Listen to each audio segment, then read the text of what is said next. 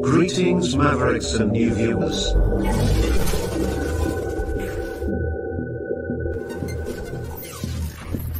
Tonight, direct and live from the Maverick News Network World Studios.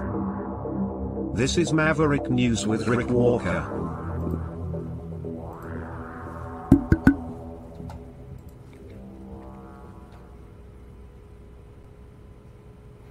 Good evening, everyone. I'm Rick Walker. Welcome back to the Maverick News channel. Great to have everybody here. Boy, things feel different. The energy is different. Everything feels different. I suppose that's what happens when everything you know, everything that you thought you had, everything around you is in jeopardy because your country is under attack. America is under attack. Canada is under attack. The Western world is under attack. I know it's a lot of talk about World War III, but folks, we are in it.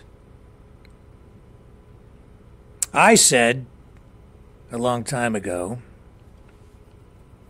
when Justin Trudeau used the Emergencies Act, which is the kinder, gentler name for the War Measures Act in Canada, when he invoked that to break up the Freedom Convoy, I said on that day that Canada died. Now, I still firmly believe we can get the country back because the foundation is still there. The bones of the building are still there, but he set it on fire by doing that. In fact, the fire had already been set many years before. What he did with that is he really killed the country. Or at least put it on life support. And then this week, with what they did to Donald Trump, same effect, just a slightly different path.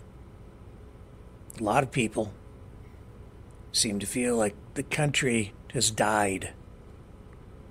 If it isn't dead, it's on life support. It's under attack. We're under attack. A lot of people out there think they've awakened. Are you awake? I keep telling folks, you've only got one eye open. Time to open the other one. And realize that everything is in jeopardy. Everything is on the line. And a lot of it is coming from within. A lot of it is coming from people who have great intentions, but are actually part of the problem. We'll get into that tonight. Man, what dark times we are in, and what a terrible place we are at right now. With people flying American flags upside down, a sign of distress, a country in distress. We'll get into that. If we have time, we'll get into our True Spiracies episode for this week, or at least a feature. As part of this, we have a new segment coming up of Maverick Nights. What else do we have for you tonight? I don't know. Everything ties into the country being under attack. All of the stories that I'm going to bring you this evening. Do you love your country? Do you?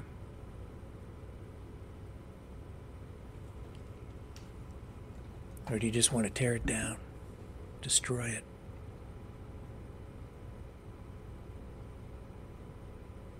In favor of what?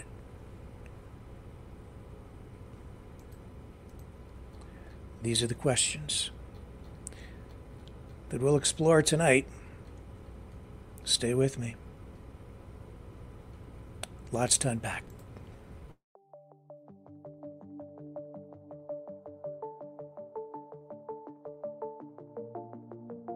Greetings, brave Mavericks. Our quest for truth continues. We go beyond fake news. Together we expose propaganda. Together we pull others out of rabbit holes. We are maverick thinkers. We are all unique individuals, defenders of individual rights and freedoms, credible, trusted, grounded in reality. Maverick News, Maverick News. Defending free speech, free speech. Donate at freedomreporters.com. Do it now. Tomorrow may be too late.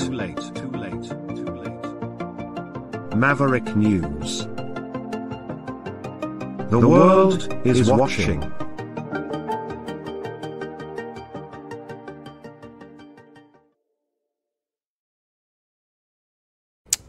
Okay. The Trump verdict, the declaration of guilt has thrown the country into quite a tailspin. The mainstream media on the left, I think some people are cluing in, and there's some editorializing here that I'm engaging in tonight to some degree. They're cluing in that maybe they've gone a little too far. Maybe a lot too far. They've crossed the line. You know, we've spoken about this over the last 2 days, analyzed, commented on the news conference that Donald Trump held yesterday, commenting on his conviction on all 34 counts related to the hush money trial.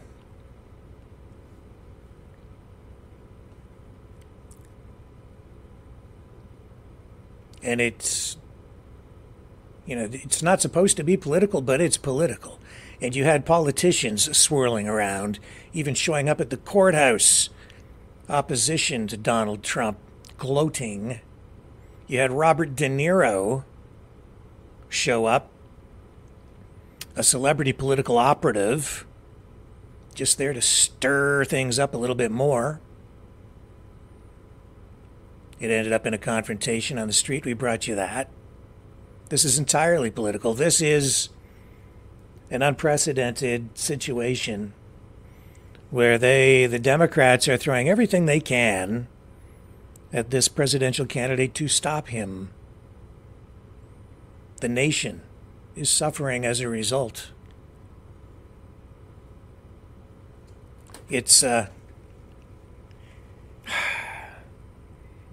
disturbing because the nation is so divided. It literally is on the edge of a civil war in the U.S. We have a similar kind of situation unfolding up here in Canada. It is volatile, and it is about to get a lot hotter as we get into the summer in the weeks ahead. July 11th, sentencing day for Donald Trump, just days before the Republican convention, where he is supposed to be he'll be the nominee. And just days before sentencing, will he go to jail? I think they might just do it. I think that there's a high probability that the judge is going to throw him in jail. Now, it's bad enough right now. You throw Donald Trump in jail, and just like Justin Trudeau set the House of Canada on fire, you're going to set the Republic of the United States. That house will be set ablaze as well, if it isn't burning to the ground already. Certainly a nation in distress. July 11th. Can you imagine? I guess we can. We're living it right now in real time. This is not good for the country.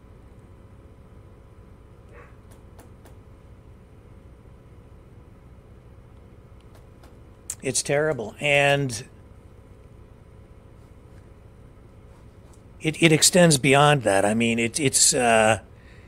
we've had this assault on free speech. We've had social media crap going on with, government control over social media. Even tonight, I mean, whether you like him, love him, hate him, disagree with him, think he's a conspiracy theorist, even Alex Jones is still under assault. Banned off other social media platforms, back on Twitter. He's talking about the federal government knocking on his door. And he says he slept in the studios overnight to prevent the feds from raiding his facility, taking it over. Let me share this with you. A little bit of language here, so just be aware. And here we go, Alex Jones. I've been under attack. I've been gaslit. I've had secret federal filings filed on me that I'm committing crimes, referred to the Justice Department, which of course wasn't true. We'd already filed it in federal court months before. They didn't even check this shit. If you're gonna fucking frame somebody and fucking lie about them to goddamn federal court with the fucking know it's already filed in the goddamn court, you bastard. So fuck you. And fuck anybody else that tries to go on your shit. You want fucking war, you fucking got it. I told you one more fucking lie and I was gonna do this, all right? I tried to sustain this place. I didn't believe America was as corrupt as this. I didn't believe we were this fucked, and we are this fucked. This country is administratively got a bunch of scum in charge of it. And that's why it's going down the tubes, and America and the whole world sees it. So you misjudged who I am, and in a year of millions misjudged who I am, and you have no idea. No idea. So go ahead. Try to jerk off some operation to shut the doors here and do that and prove everything I said. It doesn't matter. And I don't sit there and make threats. I make promises. I haven't had time yet to dig it out of my phone. But I will. And you will, at the end of the day, know that Alex Jones, the American patriot, defeated your evil ass. You guys want to comment? Well, I'll just say. I'll say this. All this stuff, it started years ago. And I'll say this. Everything you think you know because you think that it's all coming from our government, think again. It is, but it isn't. This is not, what I'm about to say is not unequivocal proof. But there's empirical evidence here. And some of what I'm going to say is fact. This is fact. This assault on Western society began many years ago, decades ago. Everything that's happening now is the culmination of decades of planning and implementation by a very determined group of enemies to the West to infiltrate, subvert, undermine, destabilize, destroy. They're doing that using fifth-generation warfare. We are in World War III, but this is not a conventional war. People are thinking in terms of when the soldiers show up and start marching down the street, we're in a lot of trouble. No, the soldiers are online.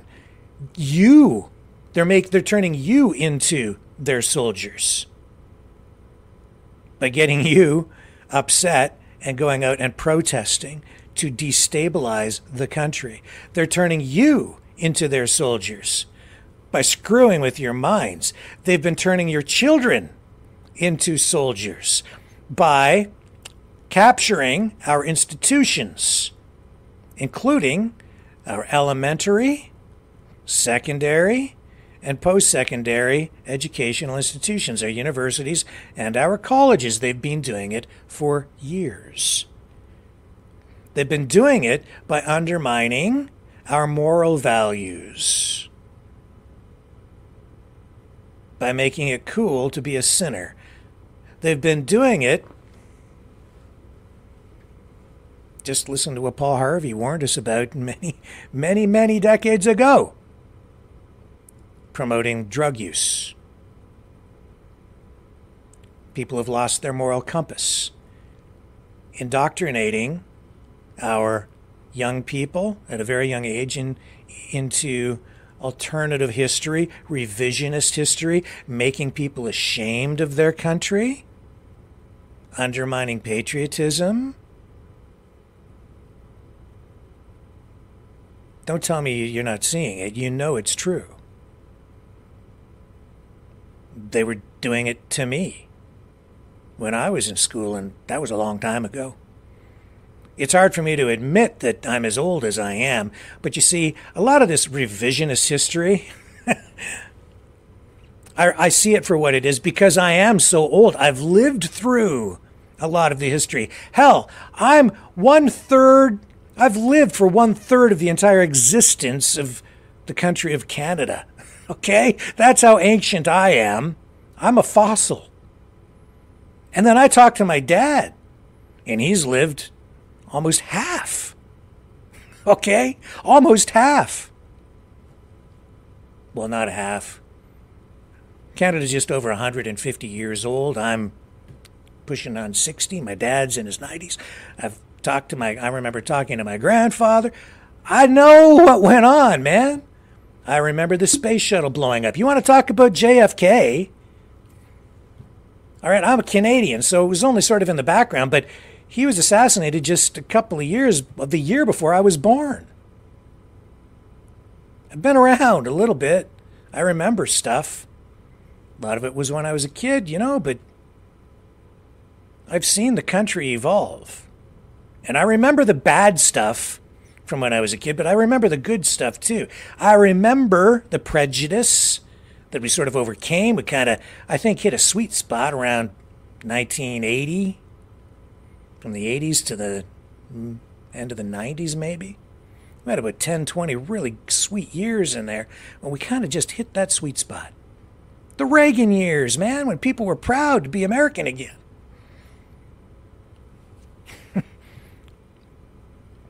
And all I see now is everybody hates the country, everybody hates themselves.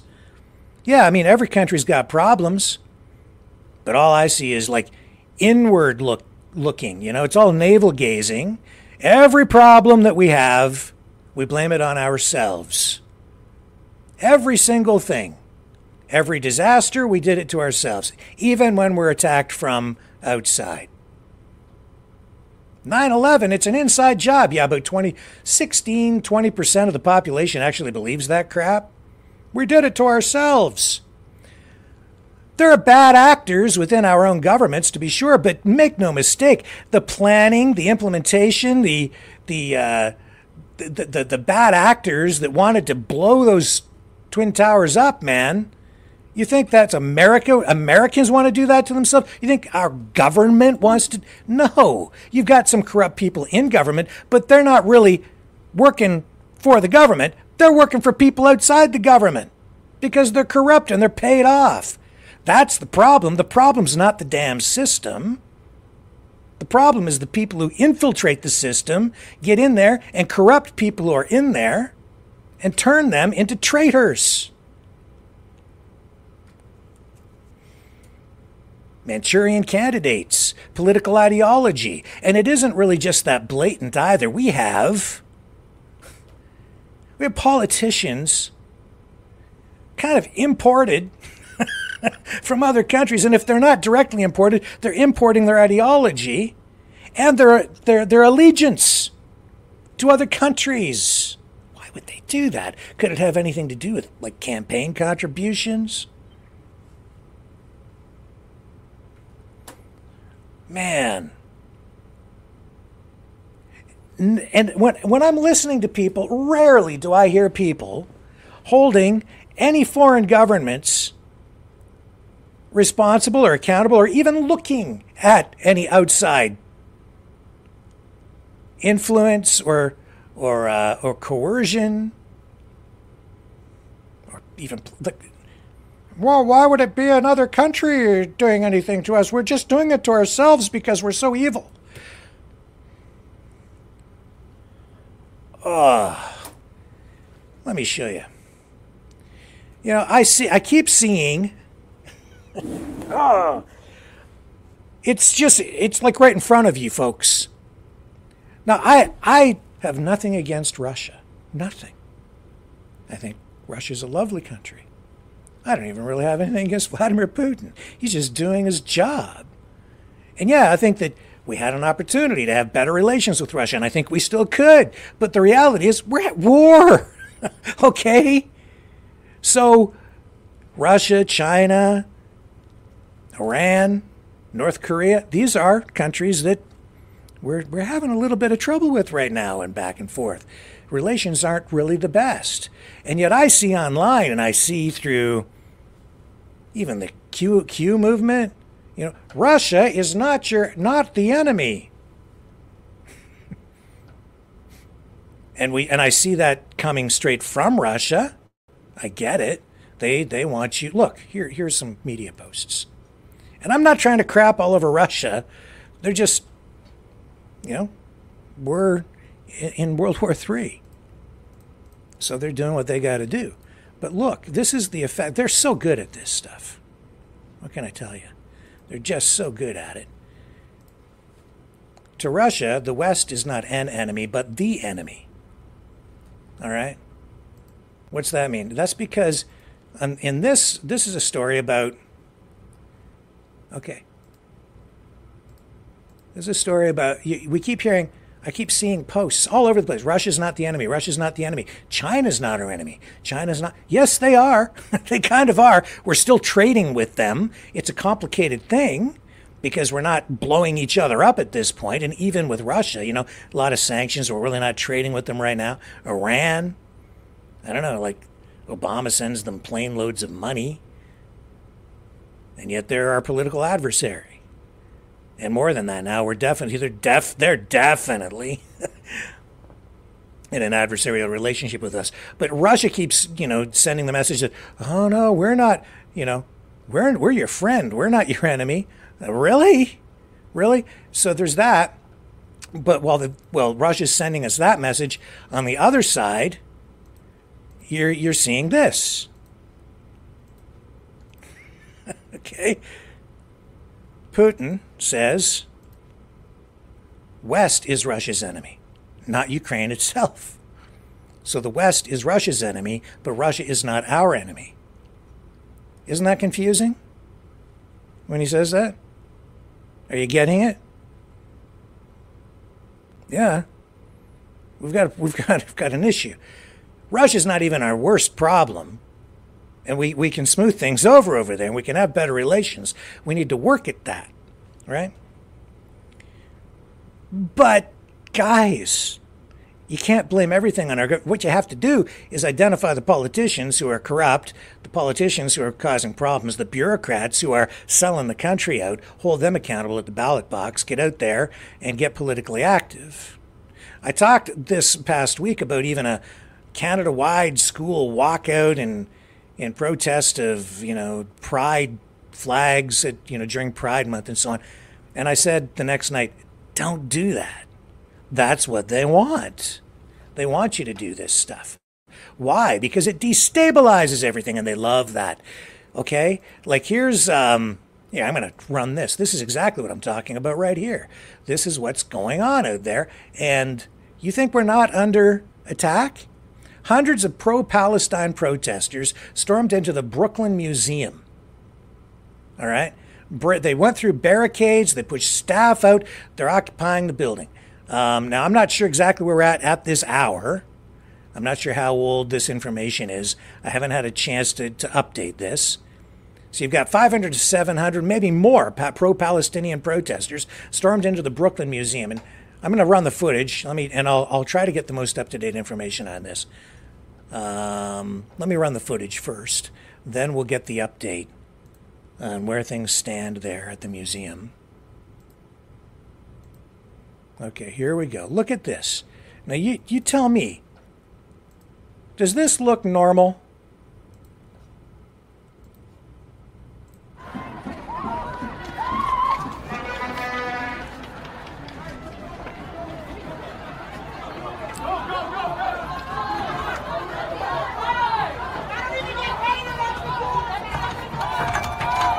Does it look normal? No. Look.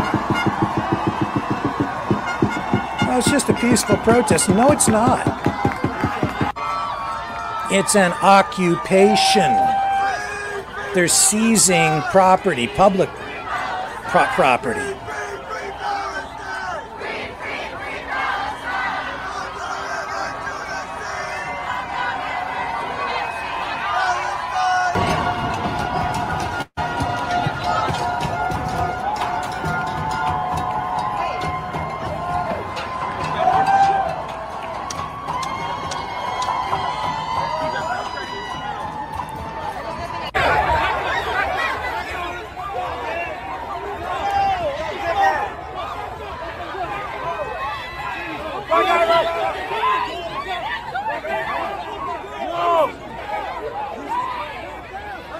See, it's a lot of chaos, right?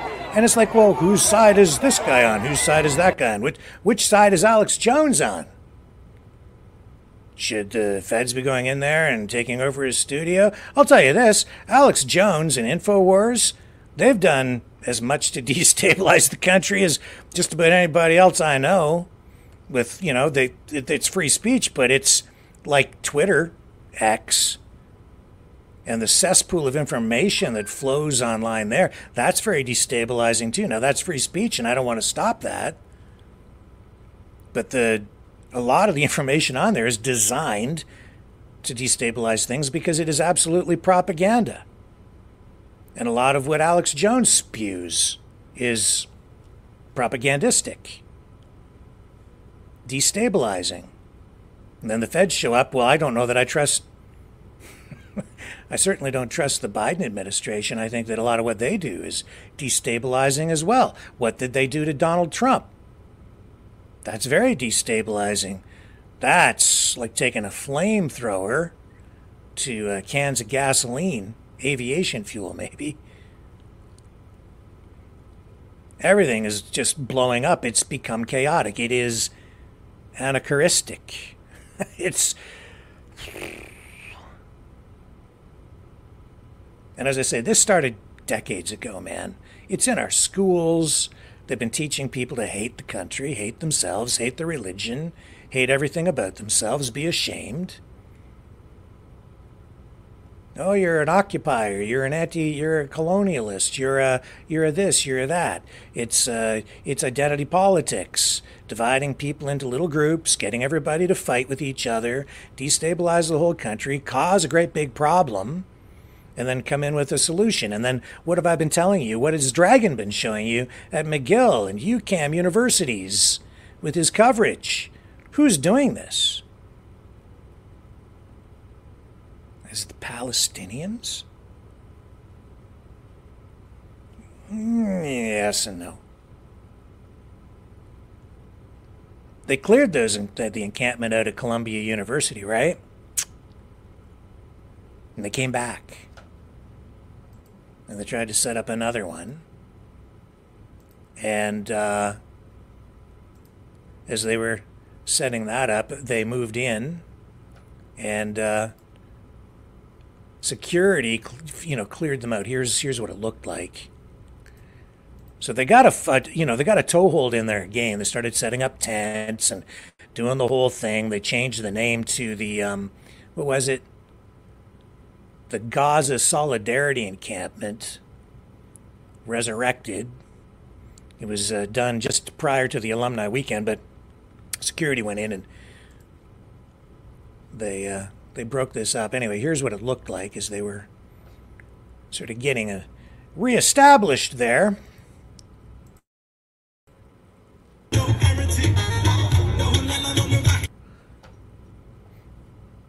Oh yeah, it didn't take them long, did it? So, according to authorities there, they broke it up, but what they discovered is about 30% of them weren't even associated with, weren't students, they weren't from the university.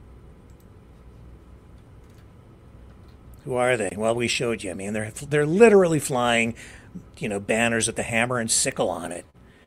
Communists, Islamofascists. They are promoting that ideology. This is an attempt to bring in,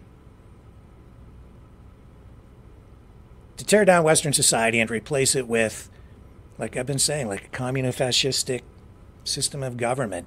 It won't happen immediately, but this is an assault on everything Western. Maybe you think that's a cool thing. Maybe you think it's time for that. You're welcome to think that. I'm just telling you this is what's going on.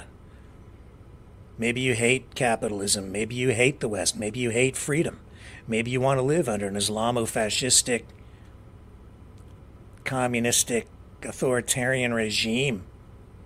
Maybe you all want to live under Sharia law. There's a growing movement. They want that. I've been hearing that for several years here. You will live under Sharia law. Make no mistake, that's what this is all about.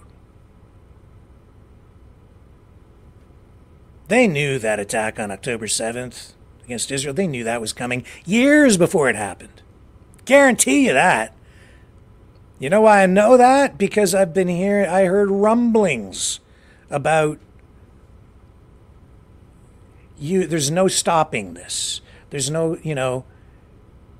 they knew the plan. This is the plan. And it's upside down world, folks. The plan? This is the plan. You're watching it unfold right in front of you. And here they are, like they're running movies. They were running movies at Columbia, like this, to promote Hamas. Hamas today, in their official charter, says they will accept the two-state solution promoted by the international community. Exactly what we're told is the path to peace. It states, Hamas considers the establishment of a fully sovereign and independent Palestinian state along the pre-military occupation lines of 1967 to be a formula of national consensus. The Hamas charter goes on to reject anti-Semitism and the conflation of Judaism with political Zionism, which is the position of progressive Jewish organizations worldwide. Right. For. This is the crap that they're filling the people's heads full of at the encampments. That's not true. Hamas does not want Hamas.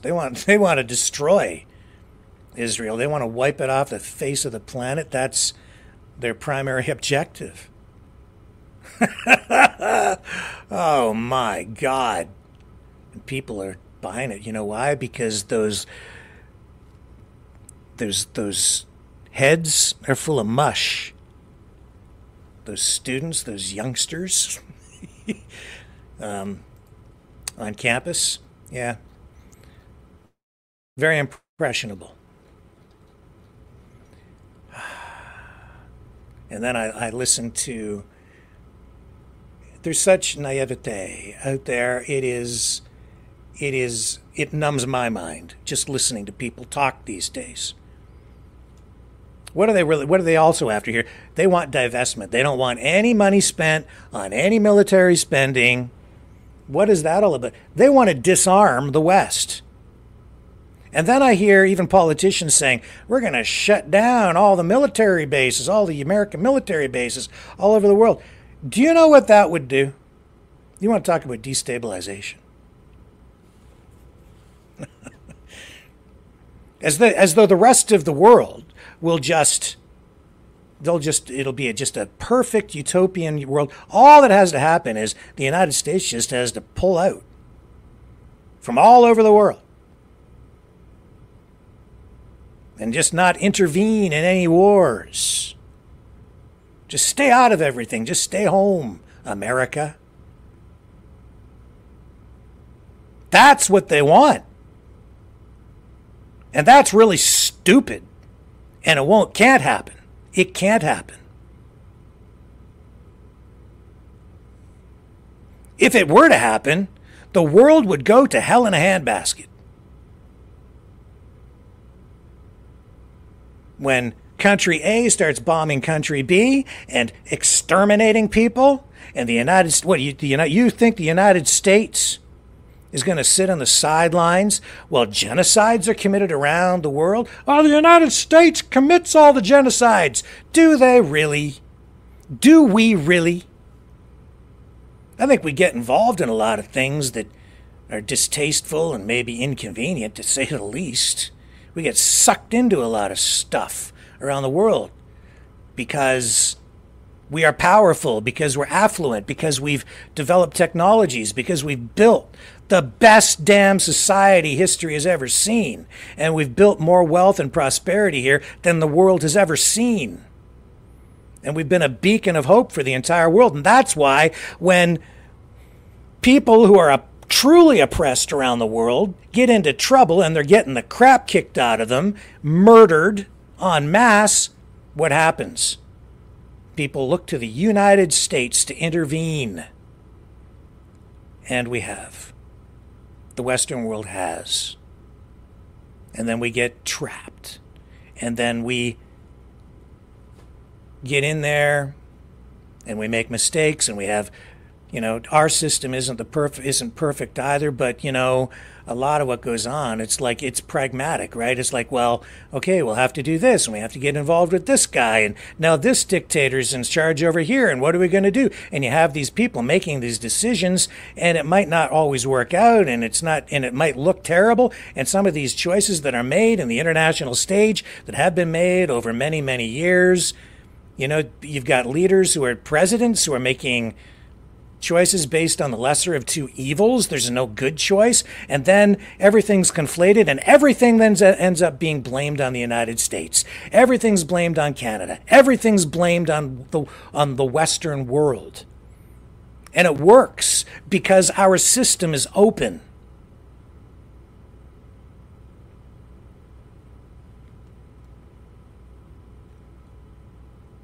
Because our system is open. And our enemies know that, so they exploit it. Free speech. Well, they'll put people in, and they get to say anything they want, even if it's not true. So now we have a lot of fake news, crap, and it's not just our mainstream media. A lot of stuff out there is designed to destroy this country.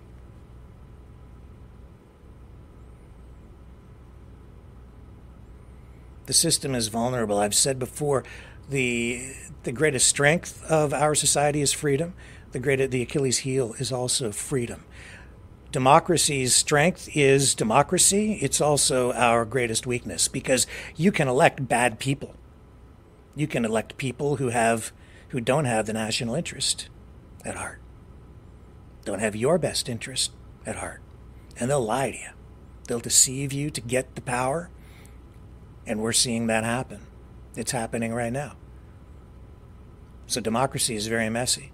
The good thing about our system is that if you do that, you have the opportunity to get rid of them through the democratic process. The problem is people keep making the same damn mistakes over and over again, voting for people who are corrupt because they haven't been paying enough attention. And they tell you they're doing this over here, while over here they're doing bad things.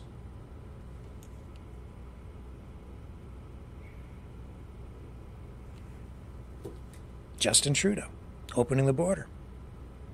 They're letting in, I think, another 500,000 people from Gaza. Told you. This is not going to work out real well here. You see, I get that you want to help people. Fine, let's help people. But you're going to look, they've been brought up to hate the West. They don't believe in what our value systems are here. Nothing, and this is not a prejudicial thing. This is just facts. They've been raised with certain prejudices and a political ideology that doesn't really mesh well with what Western society is. And they've been told that the West is to blame for their problems. Then they've been bombed. A lot of them have lost relatives, families, property, completely displaced. Then we transport them all here, another 500,000, bring them into the country, and then I listen to people here, and what do we say? Why aren't they grateful for being allowed to come here? Because they're traumatized. And what's happened to them is horrific. It's a terrible thing that's happened to them. They've lived a terrible experience. And they've been told and they've seen in their worldview that we're to blame. That our system is to blame. So if you bring them here to live here, they're not going to be grateful. I mean, they may in a way, because you've pulled them out of a bad place and a place of danger, physical danger, and but this is not good. So they come and what do you get? You get what we just showed you at the museum. Let me just see what's going on with that right at the moment.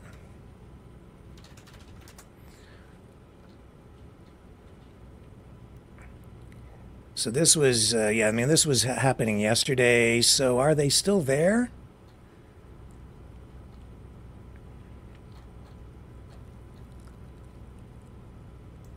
Yeah, they're out now. They occupied it for a while, but they're out. But man alive, they marched all the way from the Barclays Center to the museum on Eastern Parkway, and then they took the building over. So they're not continuing to occupy it. But I'll tell you this, I don't think there's if there's any campus in Canada right now, any university campus that doesn't have an encampment, please let me know. Because I think they're all occupied to one degree or another.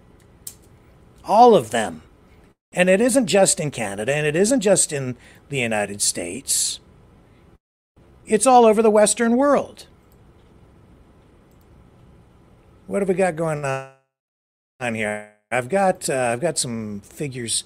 Here it is here. This is what's going on in Britain, okay? You don't think we're under attack? Wake the hell up. 36 university encampments in Britain. 36! 36. There's been an encampment at the University of Western Ontario, University of Windsor, McGill, UQAM, University of Toronto, out in Victoria. The list goes on, all across the country. Are there any that don't have? Is there any place that doesn't have one? Protesting is one thing. Restricting access to property, it's something else again. I've been talking about this, and here's the thing. The university administrators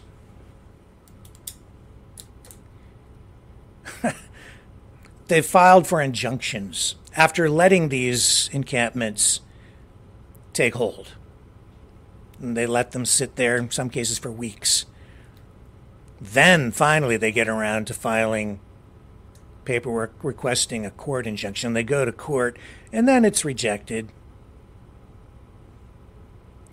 It's so disingenuous.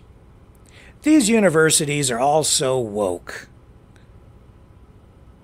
Okay? They are. These institutions have become so progressive.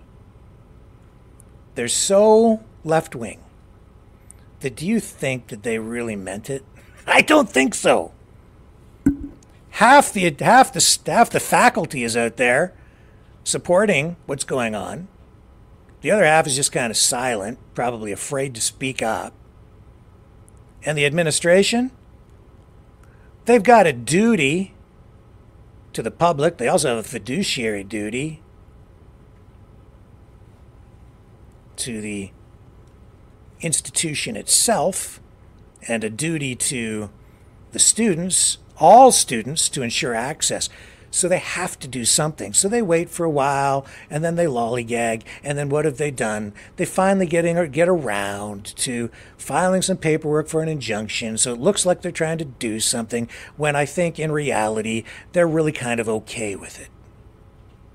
And it's not okay.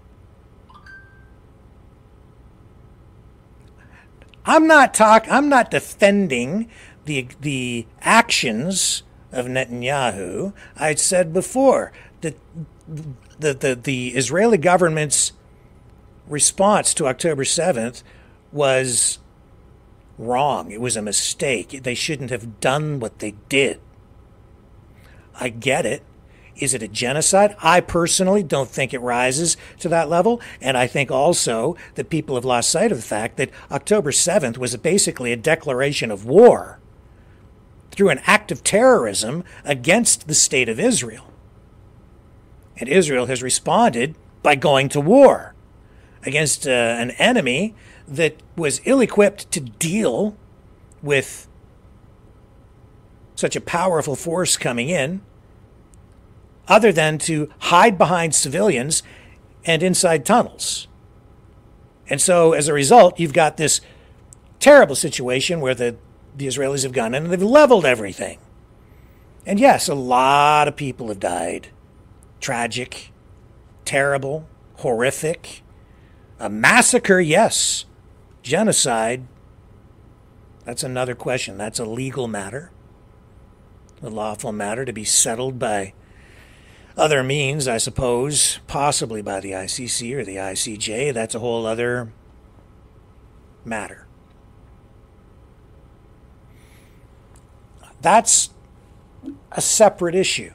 Related, but separate. What I'm talking about is what's going on at home.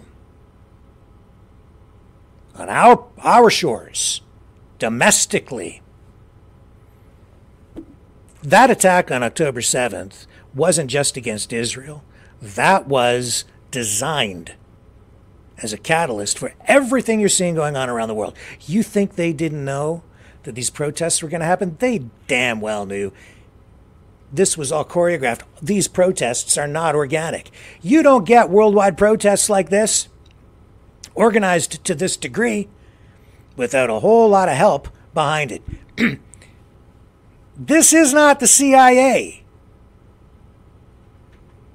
This is not CSIS. This is not our government. It is our government. A portion of the government. This is our politicians who are selling the country out, the bad ones, who are allowing this to happen. This is captured institutions, ideologically. This is the most insidious assault on the West, probably the most insidious war, active war, ever perpetrated on any society in history. Brilliant,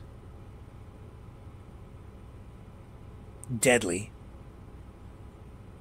to our way of life, to everything we have ever held dear. It's an assault on freedom itself.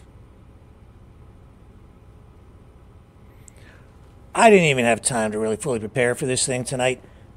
But man, this stuff's been swirling around in my mind for a long time.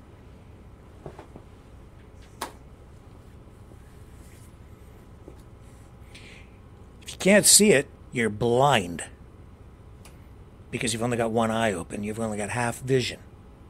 20/0 vision, I guess. It's right in front of you. They're telling you what they want to do. Showed you the spray paint on the front of the Member of Parliament's office in, what was it, Durham region, I think.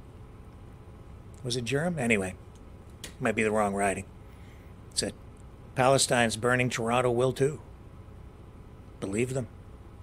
And as I said, they want you to burn it down. They want you to help them burn it down, or at least do it for them. They want you out in the streets protesting. And worse. And that's what we saw at the museum, too. Look at that. That's not all Palestinians. That's a bunch of young people. Middle class, upper middle class, white kids out there virtue signaling, don't know what the hell they're talking about, don't realize what it is they're supporting.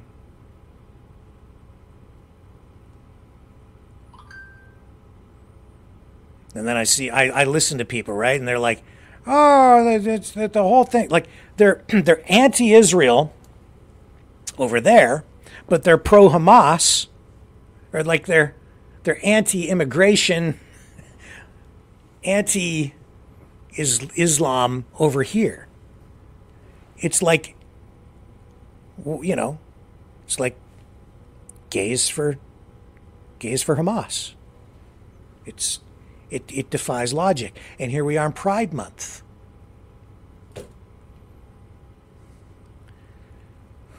It's just gonna, this is just gonna, like, perfect timing, right? Pride Month. So they're gonna take down the flag, the Canadian flag here. I assume they'll do it in a lot of places in the States as well, right? But here in Canada, they will replace the Canadian flag in many places with the Pride flag. Again, to me, it's all about tolerance, right? So, like, it's all cool with me, whatever lifestyle you want. But when you start replacing the Canadian flag, even outside government buildings, with the Pride flag, like last year, and I assume they'll do it again, they literally removed the Canadian flags from outside the Prime Minister's office. That, like, they plant them in flag holders on the outside, like physically attached to the building, outside each side of the doorway going into the building. They replaced the 2 Canadian flags with Pride flags last year. That is political capture. The first thing you do when you take over after a military victory is you take down the enemy flag and you put yours up. And in many places you see it, they just take the Canadian flag down and put the Pride flag up. They don't even fly it underneath the Canadian flag. Because that Pride flag isn't really just about sexual orientation. It's a political movement.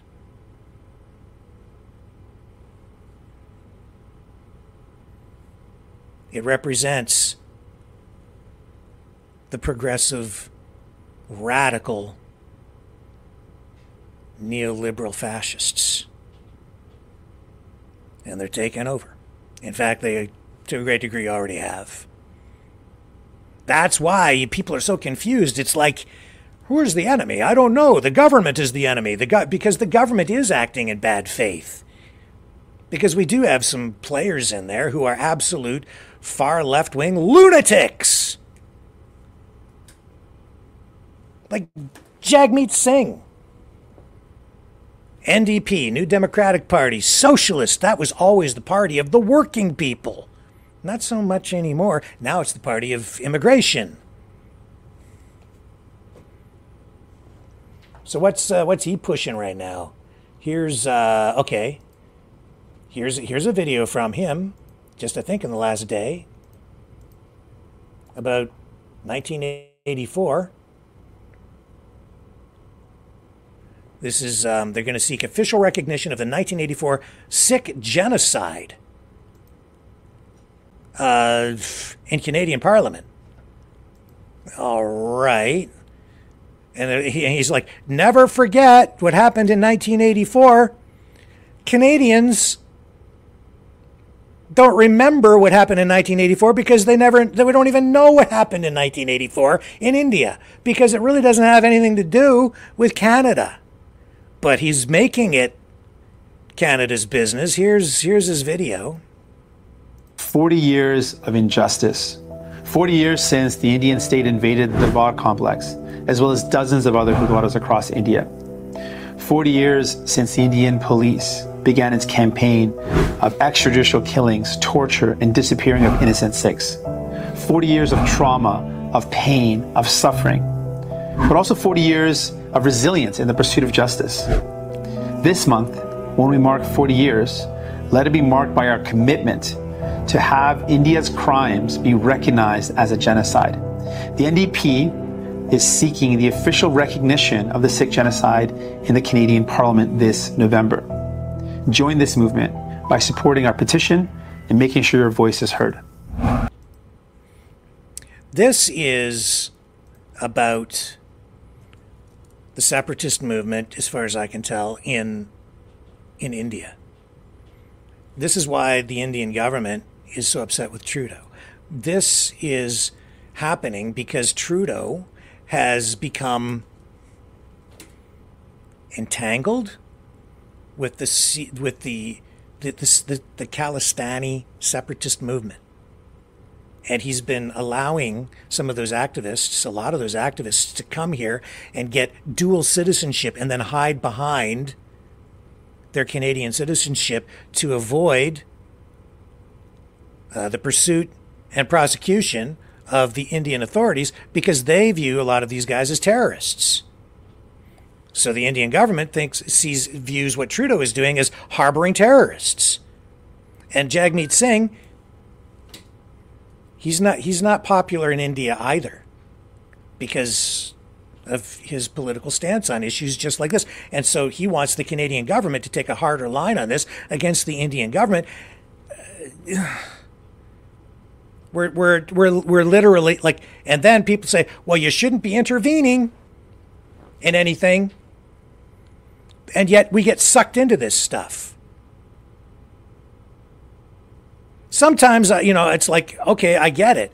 You have, injustices around the world, and who's going to stand up for the little guy? Who stands up for the oppressed? These people who are communists, socialists, they always talk about the oppressed versus the oppressor, right? And they tell you that they're the ones who are going to stand up for the little guy. You know who stands up for the little guy, who has always tried to stand up for the little guy? The West. Women's rights, gay rights,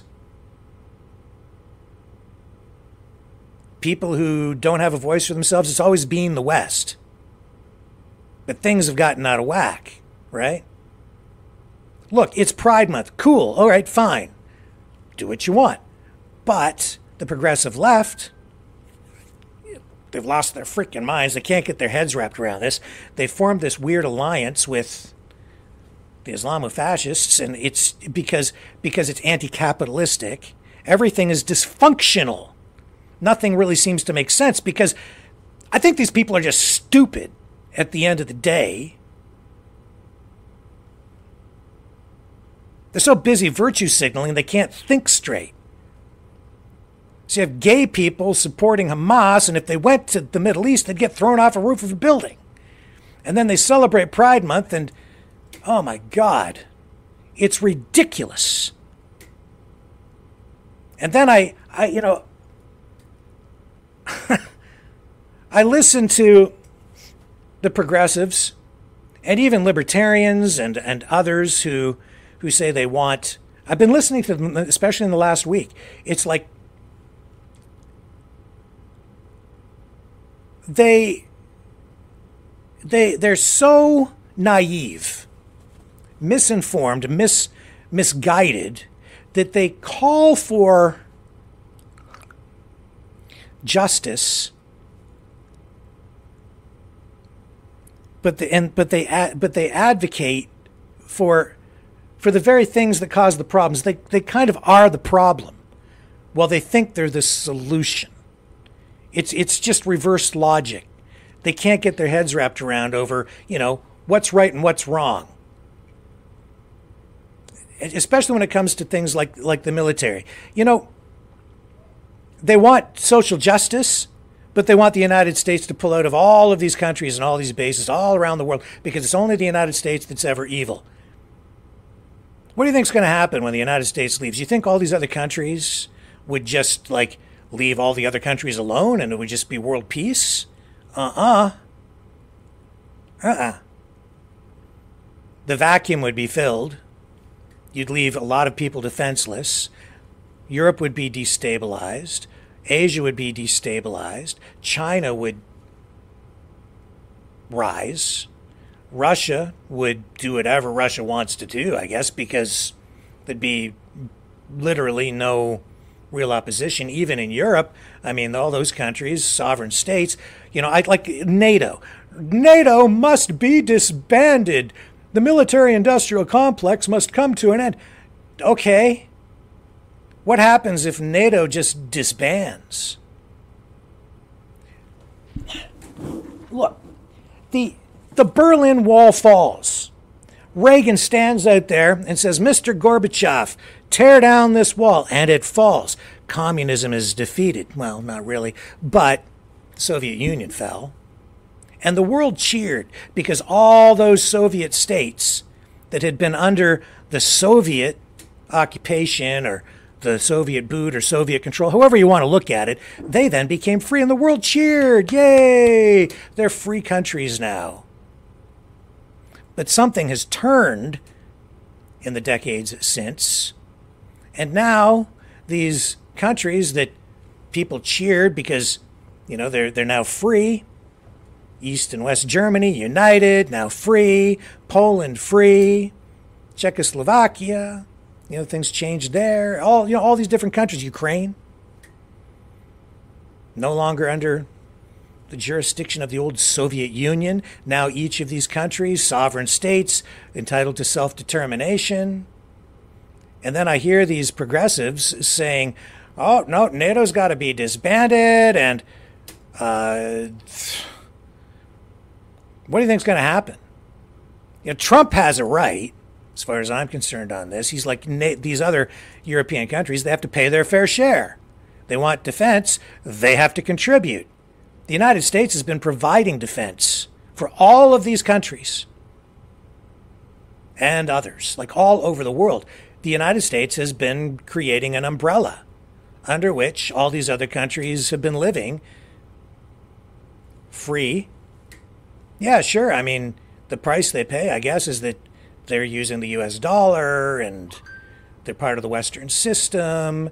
And, then you get the World Economic Forum and these other global institutions trying to corrupt what, really was built since then. And it's all getting a little bit twisted. But at the same time, you pull the you destroy NATO, the world map will be redrawn.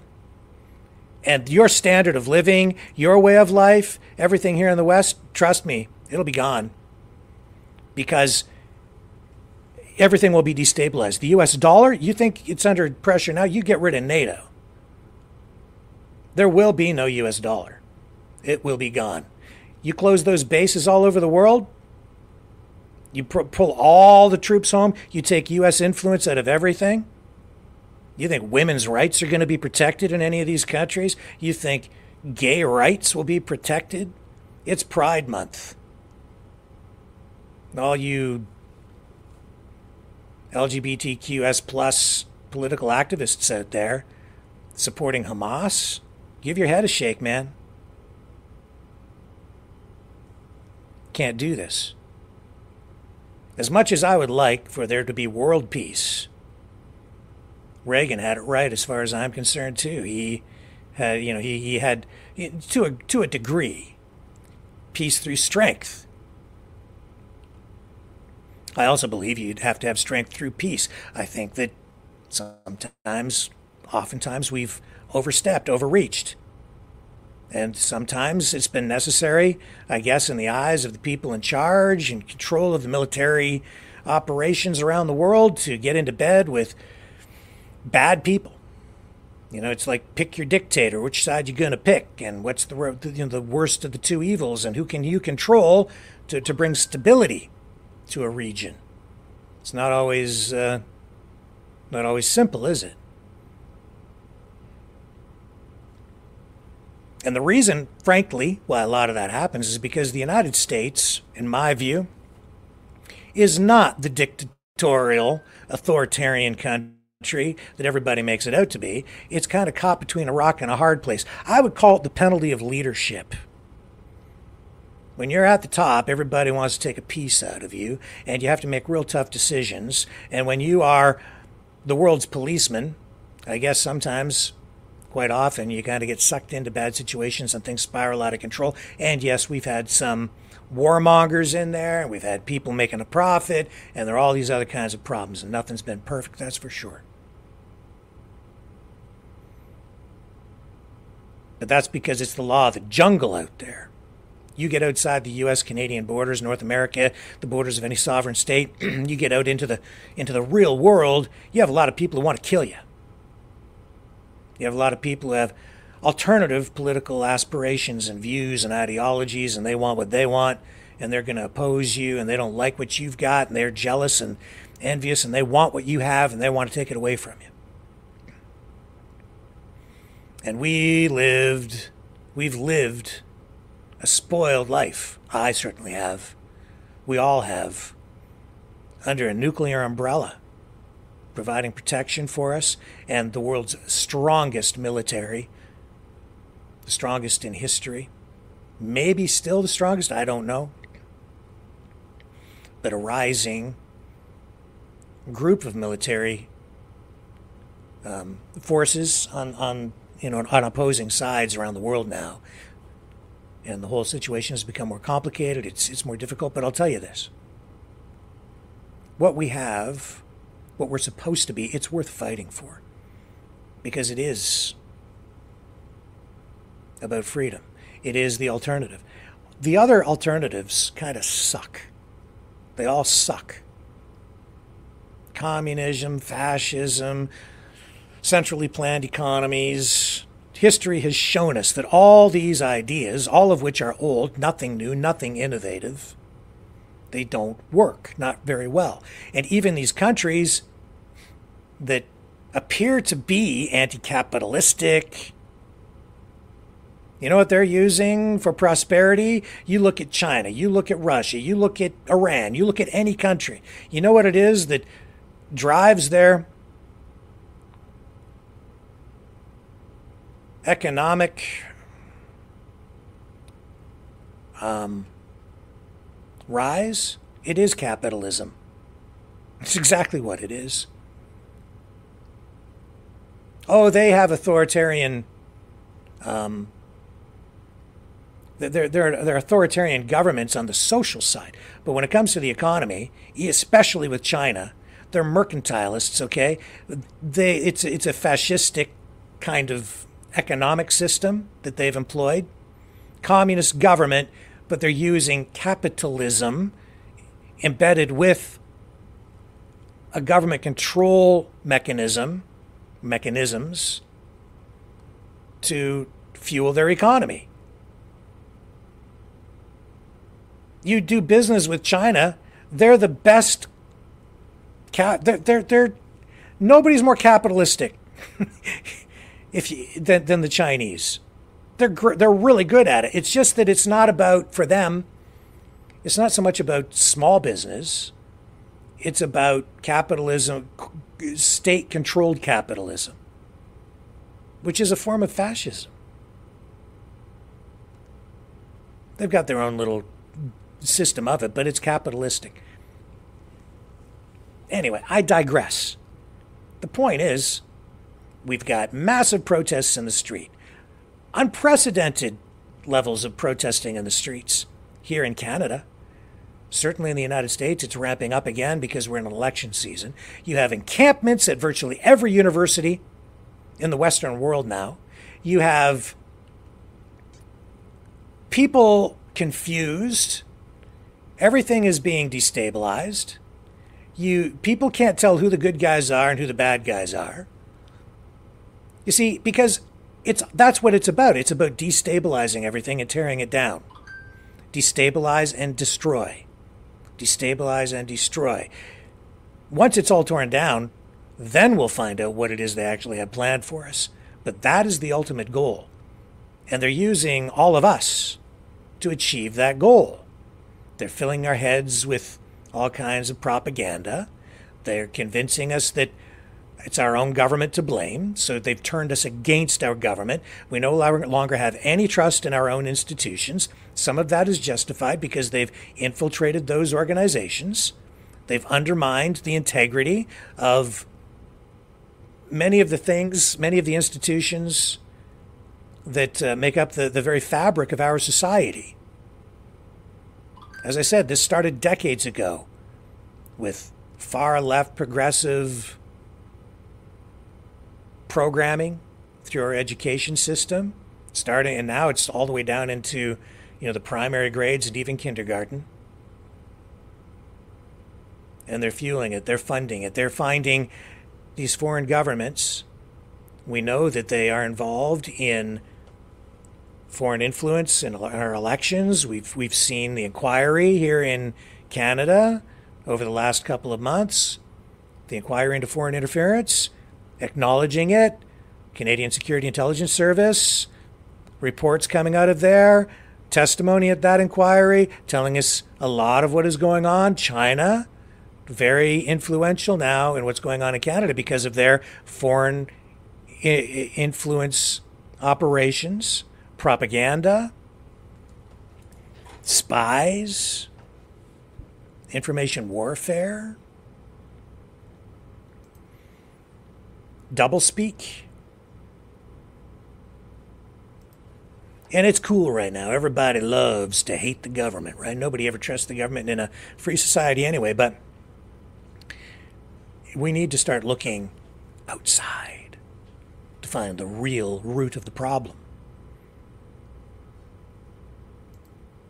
Everything going on is really just a symptom. That's the front line. You want to figure out what to do to fix this, you got to look deeper, look beyond. What was I going to show you here? The again, so there you have, I keep seeing this too. Russia's not the enemy. Russia's your friend.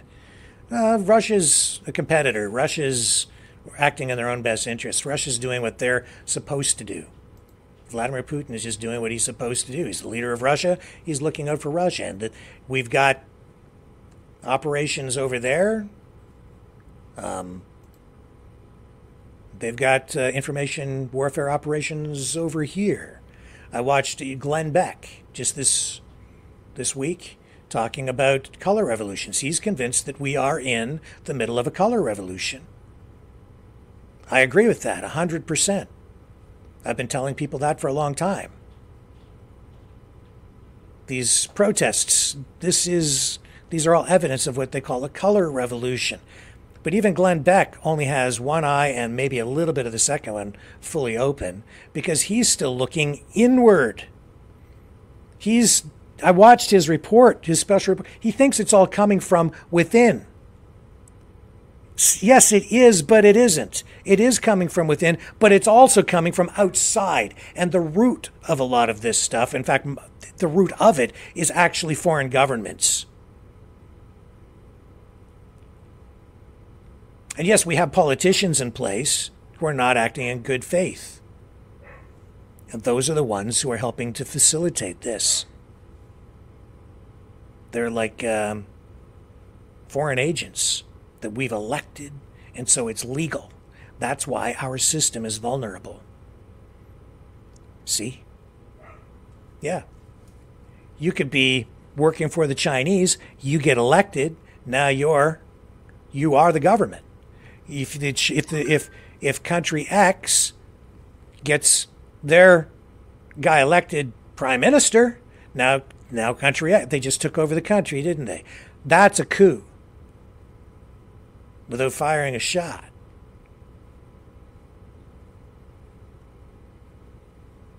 And that's what's going on. Or you just buy them off after they've been elected. You make deals. You think Trudeau and Jagmeet Singh, and you don't think they're having deals made with these political opponents to the Indian government? Is that in Canada's best interest for them to be acting like that? Is it? They just, they've been, Canada too, like open border policy, that's what we're ending up with here in Canada as well. The borders are not secure in the United States. Massive numbers of people flooding in illegally into the U.S. But here in Canada, they're going about it in a slightly different way, but the effect is the same. They're opening the borders here. Just within the last week, they've been announcing new plans to make it easier for relatives of people to come here. They're talking about people who are here illegally just being granted permanent residency, even if they're in the country illegally. No, just let them have it. And if we don't, then, you're being prejudicial or racist. They came illegally, better let them stay, no matter what. It's not it doesn't matter if they come from Ireland or Australia, India, Venezuela, Sri Lanka. It doesn't matter, man, where the people come from. As far as I'm concerned, if you come and you've entered the country illegally, then, you should leave. And if you want to come back, you file the paperwork and ask to come back in. Oh, well, they're here, just better let them stay or you're racist. Doesn't matter. Law, we just need, that's the thing. We just need to enforce the law. You don't even need new laws. You just need to enforce the laws that we had. It's terrible. And the other thing, this is what I mean. Reagan, again, would not negotiate with terrorists. Carter, president, weak president, what ended up happening? Iran it took hostages. You had the Iran hostage crisis. It dragged on and on and on. It ultimately cost Carter the presidency. Reagan comes in and he says he's going to fix it. And literally, as Reagan is being inaugurated, the hostages are released. Because he took a hard line with Iran. And he said, we're not going to negotiate with you. You're not going to get anything out of me. And they didn't. And that's always the stance that he took. And things were better. What are we seeing on these university campuses right now? Well, we better give those protesters kind of what they want. Now, I understand. You can go out and you can talk to people. All right? They have a protest, fine. Open the lines of communication, that's fine, with your students or even other protesters who come and what are your concerns? Let's talk about this. But when they're seizing property, when they're restricting access, in some cases, and we've seen this, Jewish students not allowed to cross Palestinian lines in occupied territory, in liberated zones. There's nothing liberating about that. It's the opposite of liberation. These are occupations. They got to go. You want to have a protest all day long. I don't even care if you're protesting on the front lawn. But if you're going to restrict access and not let some people go there into a public common area, I've got real issues with it. That's not freedom. It's the opposite of freedom. That they've become dictators. They've become authoritarians. Little Gazas. This is the problem. Biden with his peace plan now, that's just political baffle gab. Nothing will come of that. That's just him trying to make himself look good in an election year. There's my peace plan. I'll forget what it is tomorrow because I can't remember what it is today. And he just had to put that out there so it looks like he's doing something. I think it'll help Israel as well because now they can throw it out there and say, well, we offered them peace when I don't think either side really wants peace. And as much as they were running that video that you just watched on the university campus telling people that Hamas is a very level-headed, reasonable organization and they want a two-state solution, that's a lie. They've stated otherwise very clearly. It's in their charter. And a ceasefire will not suffice. You want a ceasefire? Go ahead. I'm all for it. If you just stop the fighting. How about that? How about not a ceasefire? How about an end to hostilities? Not just a ceasefire. Just end it. Stop. Okay? Like, I know what I would do, but I'm not Israeli. I'm not Palestinian. I don't live there. They have to sort this out between them. So what I want is kind of irrelevant, other than I would like people to stop killing each other. But I just know this. It's gone on so long, and everything is at such a fever pitch that any ceasefire will be temporary, and these two sides are going to keep on fighting. And the media here is not being honest with you. People think they're pro-Israeli. I don't believe that. There's some pro-Israeli kind of coverage, but there's way more on the other side. It's just not accurate. So it's difficult to really know what's going on the ground over there. I guess we'll learn more over time. But this is for all the marbles, folks. This is not just about Gaza. And it's also not just about Ukraine. And, you know, even the way that this stuff about the Western weapons being used to strike inside Russia, the way it's being reported is largely misleading, the way that I'm seeing it covered. I get why Ukraine wants to be able to use those weapons to strike inside Russian territory. It's because on the Russian side of the border, the Russians are launching rockets and missiles into Ukraine and hitting targets. So you look at a place like Kharkiv, you've got devastation. Footage that is not really being shown very much over here at all. It looks very much like what's going on in Gaza. Buildings totaled. I spoke to a good friend of mine who we're going to have on the program in the days ahead. He was on this show a long time ago, at the beginning of the conflict, and he went to Ukraine to rescue a bunch of orphans. I called him today and I said, what's going on with, you know, the efforts to take care of these kids? He says, a lot. There's so much going on. And they work through a church, and they've sent another delegation over there. They'll be there, I think, within the next day or two again to do more work to bring more of these kids, young kids, even here to Canada, or to get them to other places where they're safe. And especially up in the Kharkiv region right now, they're trying to get people out of there because they're being bombed. Politics aside, it's just terrible.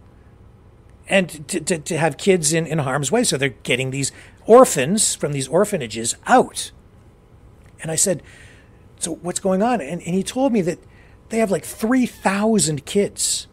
And they've raised funds, and we're going to find out more about this. I don't have all the details, but he tells me they've through this church and this organization, they have a lake and a place here in Canada, and 3,000 kids displaced because of all the fighting. Back to the use of the weapons, you know, how do you expect to... Do you want the Ukrainians to just sit there and let missiles and bombs rain down upon them? No Iron Dome. It's like, just let the incoming come, but you can't fire back. It's like, I get the logic, right? I don't want escalation either. And I suppose there should be some rules here to restrict how they can use them within Russia. But I get the problem here. It's a just simple logic. If you have a neighbor you're sitting out on your deck, and he's got a bag of rocks, and he keeps throwing the rocks over the fence and hitting you in the head, what are you supposed to just sit there and take it all day? And I better not do anything, might escalate. I'll tell you this, okay? Again, I don't really have... I'm seeing both sides of this dispute. Russia doesn't have to do that. Putin could stop. Might not be a bad idea. And I know he says he wants a ceasefire along the current lines, and we've got a peace summit coming up next month in Switzerland, I believe. Russia's not going to that, but I still think there's value in it, regardless of what some other people say. I think there's value in it. Anybody who wants to talk about peace, that's great. You want to make a coalition, you want to come up with a plan to get you to peace, that's cool. Maybe that'll be the starting point, and then from there, maybe you get together with Russia, and 80 countries going to that so far. Okay, let's get her on the road. Let's get this done. I don't think it's unreasonable for a country that is sovereign, is under attack, and is being supported by allied countries with weapons to say, hey, my neighbor is throwing rocks over the fence and hitting me in the head. Is it okay if I throw this rock back? So that, the guy standing there with the bag of rocks gets one in the head too. It's a deterrent, right? But if there's no deterrent, there's no strength. If there's no strength, you're just a sitting duck. There's no peace because there's no strength. And if you can't balance things out, then you can't have strength through peace either. And I wish the war never started, and I don't think that it had to start, but it did. But I'm not going to sit here tonight and be like so many other people and say it's all Russia's fault, or it's all the United States, or it's all Ukraine's fault. No, you know what? This whole thing, there's plenty of blame to go around. Plenty of blame to go around. And at this stage in the war, we're not at the beginning anymore, and we are into it. And a lot of people are dying. And then the larger question too is, what about Western society? Where do things really sit? And we are being bombarded with a lot of propaganda. And I know that it's a war of inconvenience for us over here too, but keep in mind, a lot of people are dying. And you better think long term. We all need to think long term. What really are the ramifications of this beyond the end of these hostilities? How will things look if this happens or that scenario happens? Europe. How will this play out in Europe? How will this play out here in the West? We need to be very careful about how this is handled, how this ultimately comes to some sort of resolution, and what the kind of escalation we get. We need to find a path to peace, ultimately, and as quickly as possible. Everything is just escalating. I don't like any of it. It's all very volatile. We're talking about French troops possibly actually going in now. And we're getting a lot of minced words and non-committal statements from the politicians. Well, what will this mean? Even Vladimir Putin is sort of being asked, if France sends in troops and then we're at war with France in Ukraine, does that mean that we're now at war with NATO? And, the answer from Putin that I saw this past week was sort of non-committal. And he's like, well, you have to ask France about what they're actually going to do. And he didn't really say. And obviously he doesn't want to inflame things. He doesn't really want things to escalate either. And you see both sides kind of rattling their nuclear sabers, nuclear training drills along the Ukrainian border by both sides. This is really, really dangerous stuff. But at the same time, I see blame going to be handed out on both sides. And all of this going on, and then back here domestically, we are under attack. The entire country destabilized. That's what they want. On the edge of civil war. And it's happening right, it's the strangest thing. A lot of this stuff just doesn't make sense anymore, right? This is what I've been saying too. These old labels, fascism, communism, capitalism, they don't really apply anymore. These are ideas that relate back to, World War I, World War II, post-World War II, Cold War. These old, they don't really quite work. There's a lot of blurring of the lines now. Things don't really kind of make sense. You look at where Ukraine stands vis-a-vis Israel, This probably doesn't make sense to people. You have, here's on Twitter, okay? Look at this. You have Vladimir Zelensky standing with Israel. But wait a minute, how can that be? Because we're told that Ukraine is just full of a bunch of Nazis. And don't Nazis kill all the Jews? Don't they want to kill the Jews? Aren't they the fascists? It isn't really that simple anymore, is it? Because it's really about Western society versus the East. It is about capitalism versus communism, fascism, things like that.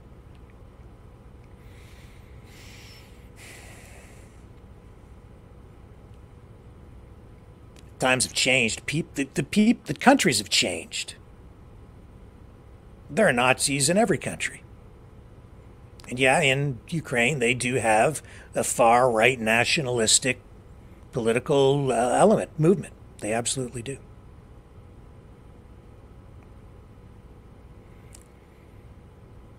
And I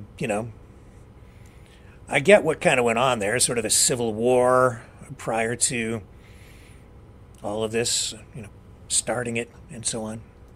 It's just, I won't get into the history of that because I'm really talking about what's happening here domestically. But let me take a quick break. We're going to come back. I've got a bunch of stuff to share with you still. We have people flying their flags upside down across the United States because it's a country in distress. And we also have a new episode of Maverick Nights to share with you tonight as well. So stay with me. Be right back.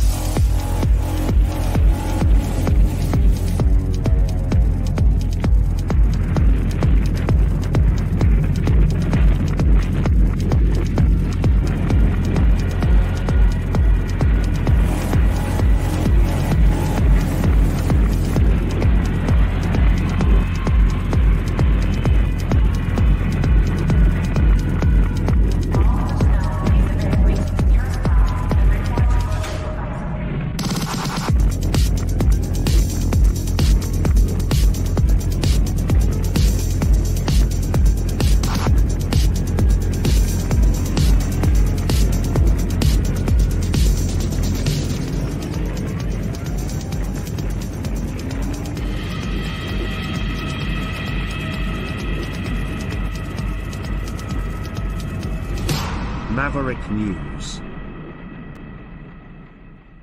The world is watching.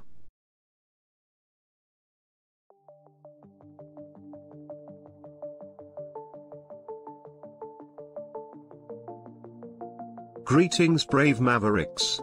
Our quest for truth continues. We go beyond fake news. Together we expose propaganda. Together we pull others out of rabbit holes. We are maverick thinkers. We are all unique individuals, defenders of individual rights and freedoms, credible, trusted, grounded in reality. Maverick News, Maverick News. Defending free speech, free speech. Donate at freedomreporters.com. Do it now. Tomorrow may be too late. Maverick News. The world is watching.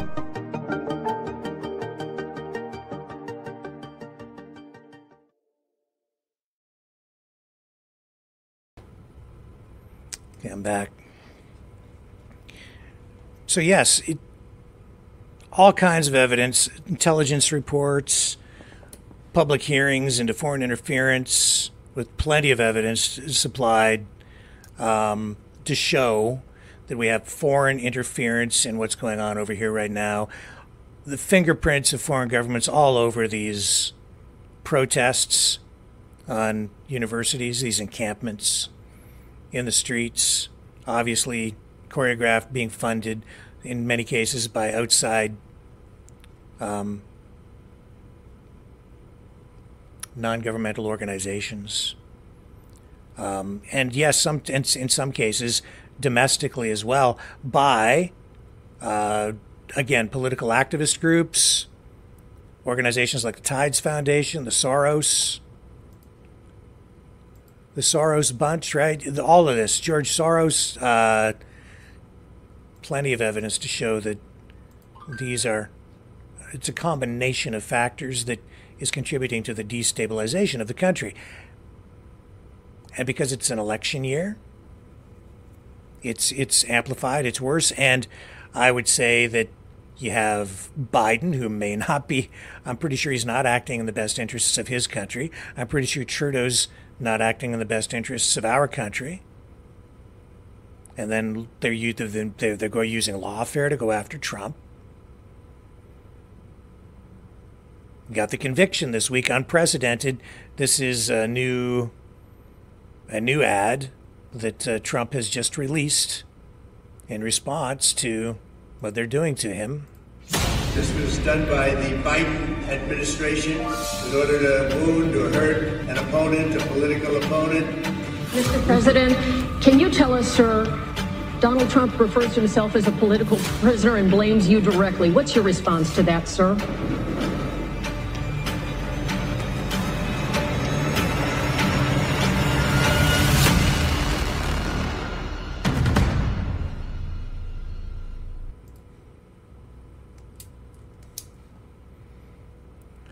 That was the creepiest moment of the week. When I saw that yesterday, Biden being asked that question as he walked away. Also of note, they cut that from the White House feed at the very end, but Fox News captured it. That was the video clip. The question asked, and then he turns and just gives you that evil smirk. That knowing evil smirk. Now you tell me, what does that mean? I can't put words in the guy's mouth, but sometimes silence speaks volumes, especially when accompanied by body language. Chalk it up to senility or confusion because of his age or something, but no, I don't think so. There's more to it than that. Since then, Trump raising a whopping $52.8 million since his conviction. Unbelievable. And a lot of that coming in very small denominations. $20, $30, average Americans, middle class people. Probably a lot of people who probably can't even afford to donate, contributing to his campaign. 52.8 million raised in the 24 hours after his conviction.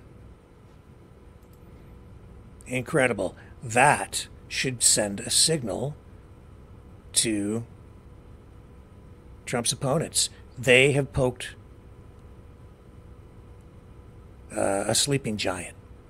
And that sleeping giant is the American people. That sleeping giant is people who are fed up with all of this crap going on. I'm sure that many of you are among those people.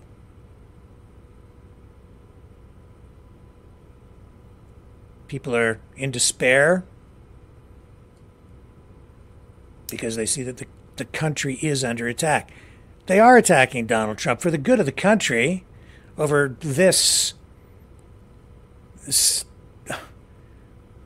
over this. They never should have brought this case. This makes everything with, oh my God.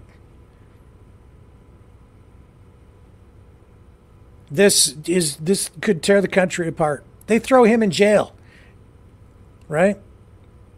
You think people are just going to sit back and take that? Right now, tonight, many leaders on the conservative side, I guess, certainly in the Trump camp, they're out there calling for people to get active. And I'm not sure people are ready to do a little bit more than get active, I think. And this is the very dangerous thing.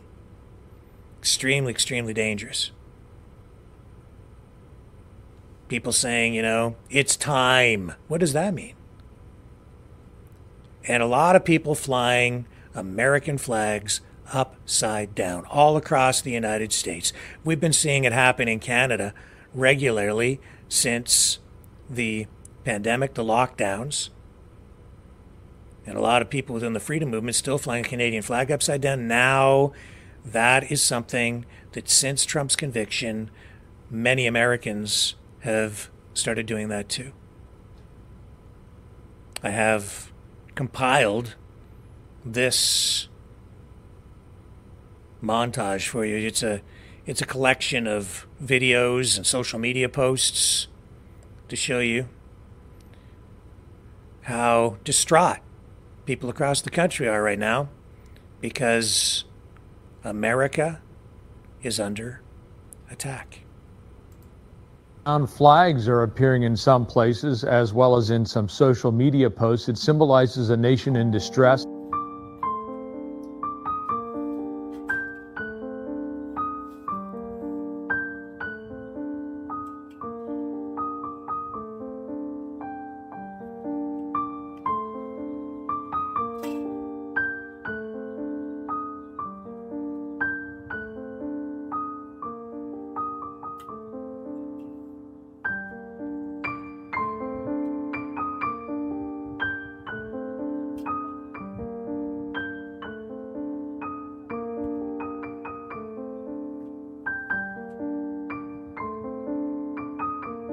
The U.S. flag code, which is not legally enforceable, specifically says that the flag is not to be inverted except as a signal of dire distress in instance of extreme danger to life or property.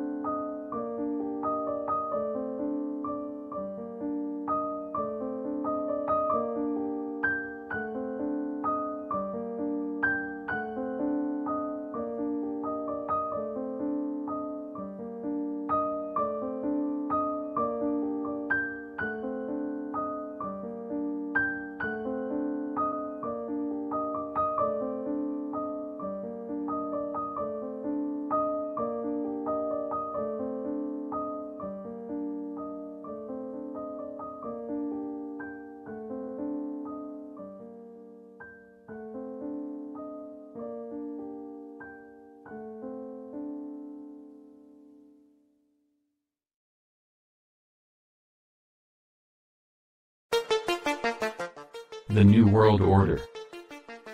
Government overreach. The Great Reset. Mainstream media lies. Now more than ever, independent voices are needed. Donate now, at freedomreporters.com. That's freedomreporters.com. Maverick News. The antivirus program. For your mind.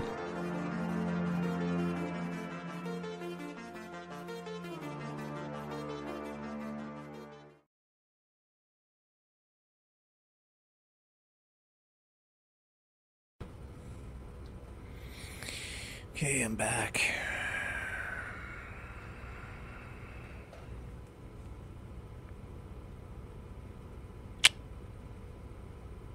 Wow.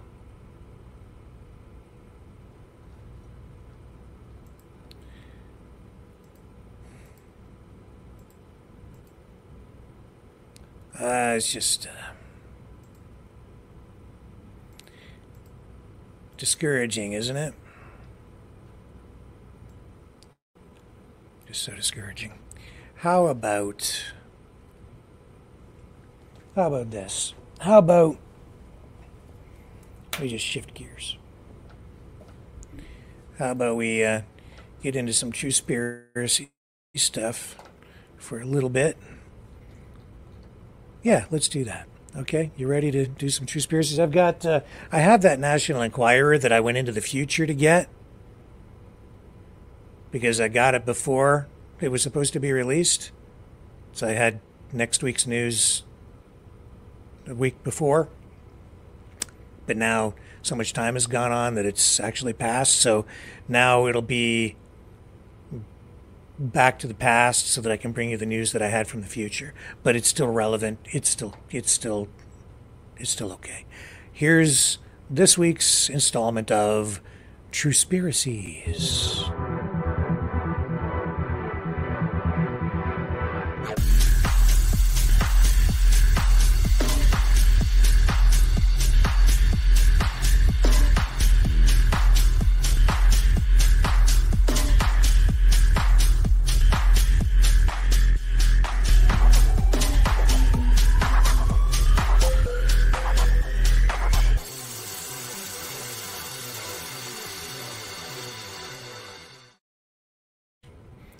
Okay, I've got the Enquirer. This is a good one, and this stuff actually ties in to a lot of what we've just been talking about. It really does. Joe Biden White House in revolt because even his own people think he can't win. Also, we've got vampire facials. We have who's bankrolling. Yeah, vampire facials. But this also directly ties into what we've been talking about here tonight. America Under Attack. It had this headline on the top. Who's really bankrolling college protests? Justin Bieber. So let's dig into this, shall we? What's first step? Oh, here's Kardashian momager. Kris Jenner is starving herself skinny, it says. Right there. Well, that's important news. But the shrinking reality vixen won't stop belting back copulous cocktails. Snitch sources who fear for the scraggly seniors' health dish. Kris has slimmed down drastically in insider dishes. She skips meals all the time, but one thing she hasn't cut back on is booze. Oh, man. She never goes a day without a few stiff drinks. She loves to joke about having an iron liver. But there's no way this is good for her. Well, there she is, too. She's sipping on her cocktail. And that's a fancy drink.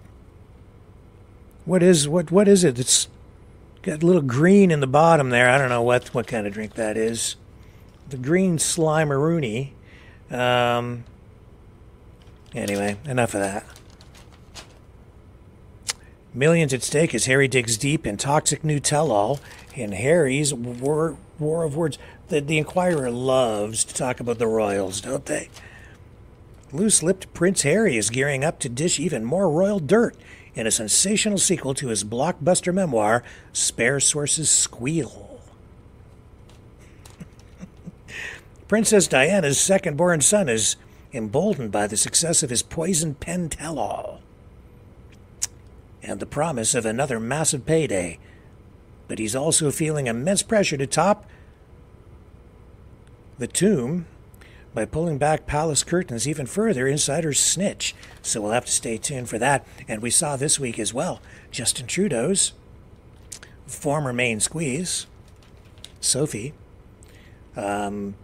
in mainstream media, I think the daytime talk show circuit, talking about her battle with bulimia. You know, if there's one thing, if you're a progressive and you're a liberal, what you need to do is you need to turn yourself into a victim of some kind to show that you've got problems. Nothing like some eating disorder to raise your status in liberal circles. So she's claimed bulimia victimhood. Didn't get into it too deep this week, but I did see that. And I guess Seinfeld, and people are worried that he might have Parkinson's disease. So I don't know if this is kind of a distasteful headline in my view, but it says Seinfeld tremors have his fans all shook up. I guess people have observed his hand shaking, and they're worried that he might have Parkinson's disease. Experts consulted by the National Enquirer say the sitcom legend's palsy-like movements are no joke. It could be a sign of Parkinson's disease or the sign of an essential tremor, notes New York internist Dr. Stuart Fisher. In either case, he should seek an immediate diagnosis so the condition can be treated appropriately and not get worse. Nothing like getting medical advice from some doctor through the National Enquirer because somebody saw your hands shaking. Winona Judd has ditched her deadbeat daughter. And Frenchy Fry Gerard Depardieu. French Fry Depardieu.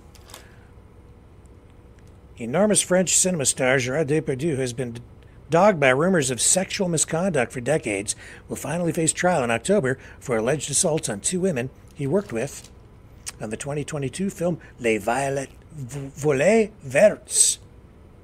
Didn't see that one. Can't comment on it. Probably wouldn't understand the language. I'd need subtitles. And Bieber. Justin Bieber. He's turning into a tabloid favorite, isn't he?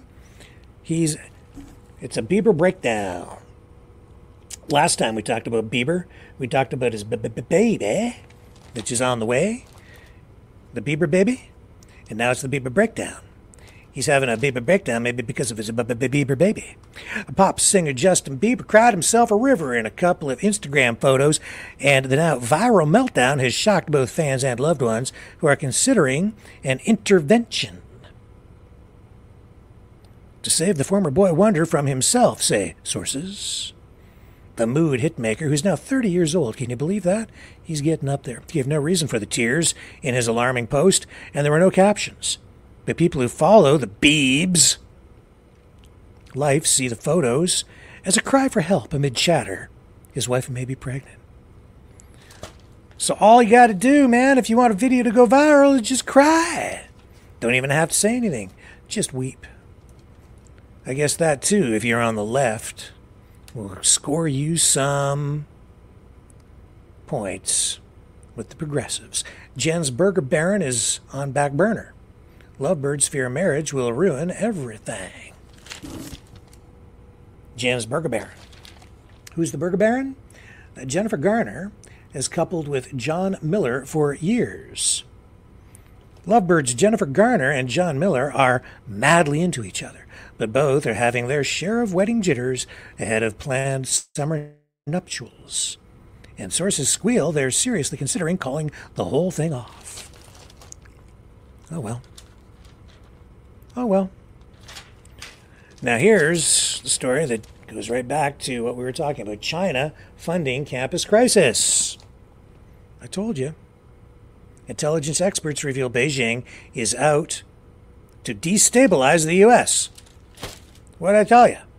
And here it is on the National Enquirer, confirming what I've just been talking about. See, even these guys know. But of course they know.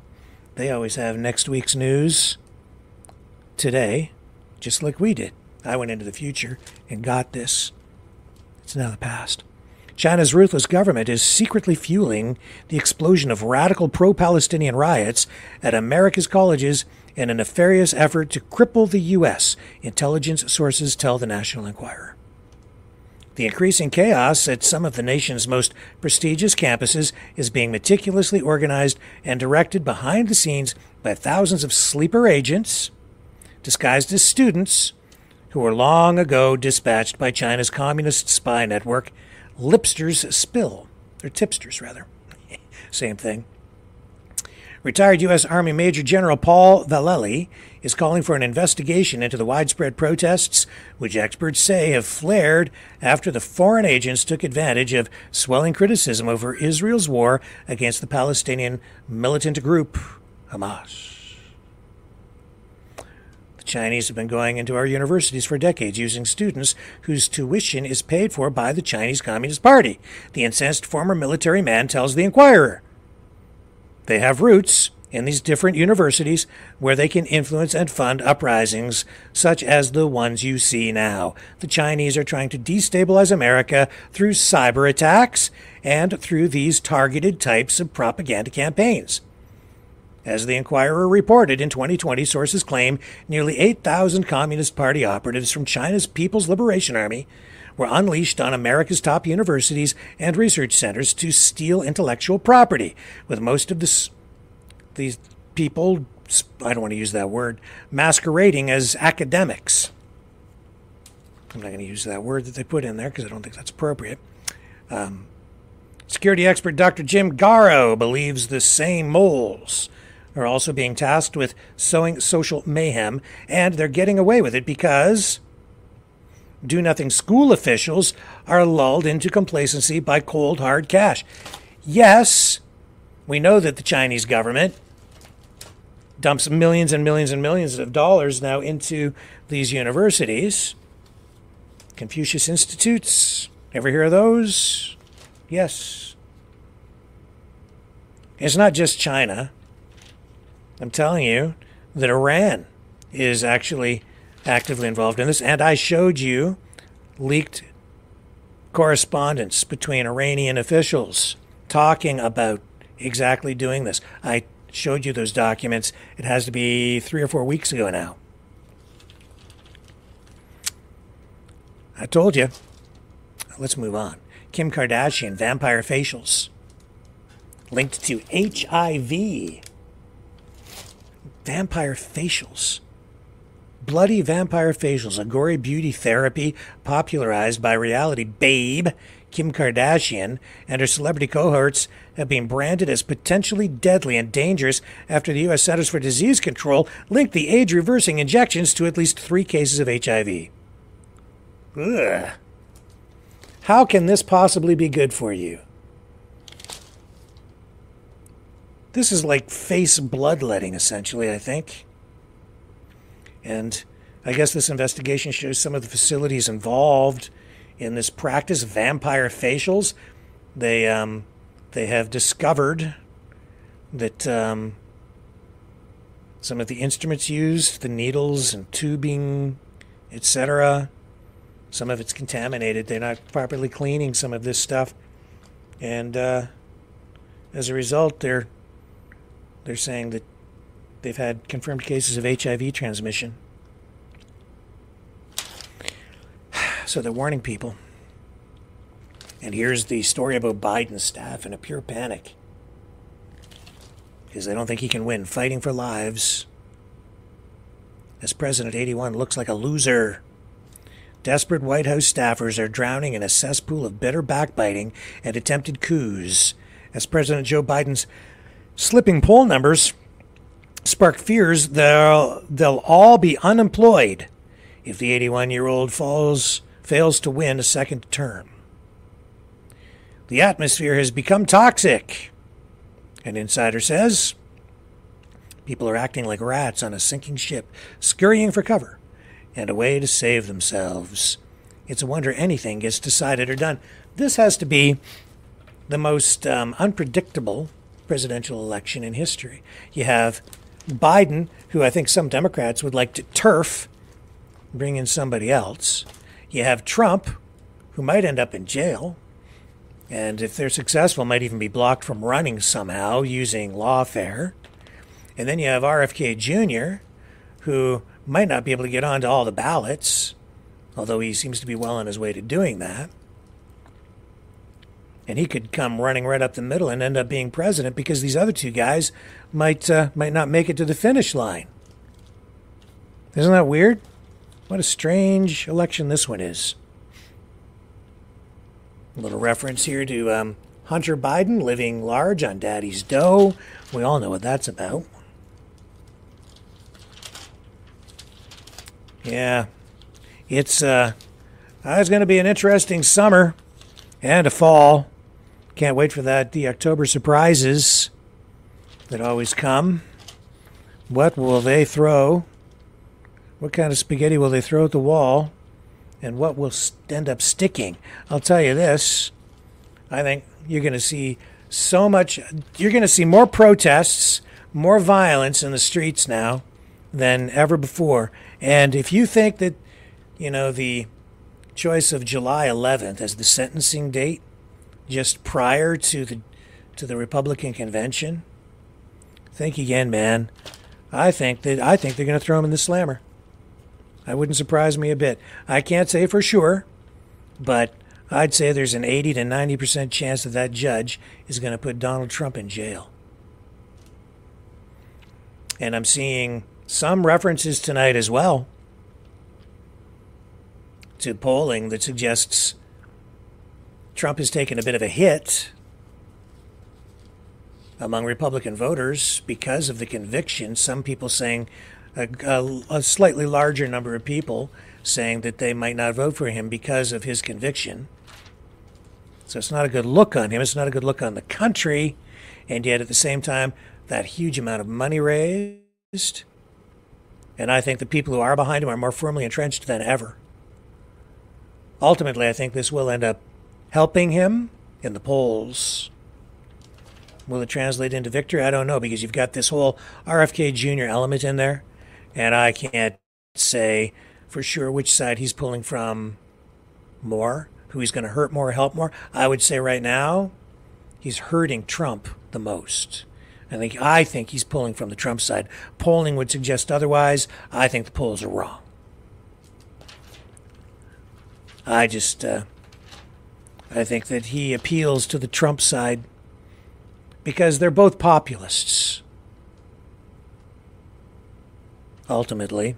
And I think they just appeal also to the more to the common, everyday voter. And I think, honestly, at this point, it's still volatile and unpredictable because I don't think the voters have taken the time, largely, to explore what RFK Jr. is really, truly all about.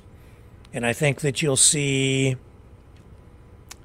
more people paying closer attention, not just to what he is saying, but to what he has said over years. And they will make their assessment in a more thorough way as we get closer to November. It's still very early. That is kind of where things are at with this publication, which I went into the future to retrieve, but I'm sharing it with you now. Now, I did share some of the information from that the other night, so you did get some of next week's news that day, which is better than what you get on InfoWars, because they get only tomorrow's news today. We give you next week's news. Now, that gets us to a point in the night where I wanted to address something just about what goes on in the chat. Because we had somebody in there last night, I guess, causing a bit of a ruckus, stirring things up again. I don't need to necessarily use a name. But this person, disappointingly, I have to say, has presented themselves to me, this woman, presented herself to me as something of a friend over time, like a number of people have over the last couple of years.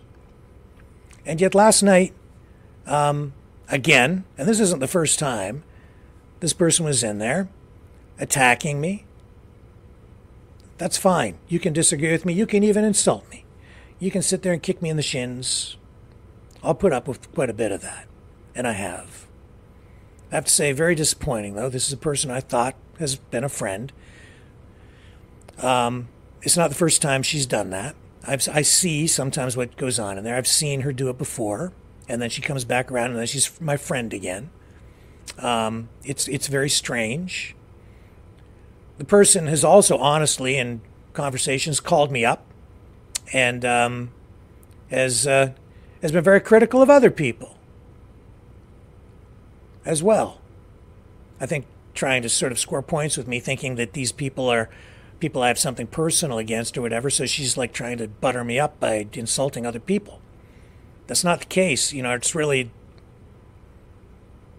I don't have anything personal against a lot of these people that maybe have received some negative coverage here on the program. If they're getting negative coverage, it's simply because I think that editorially it's warranted.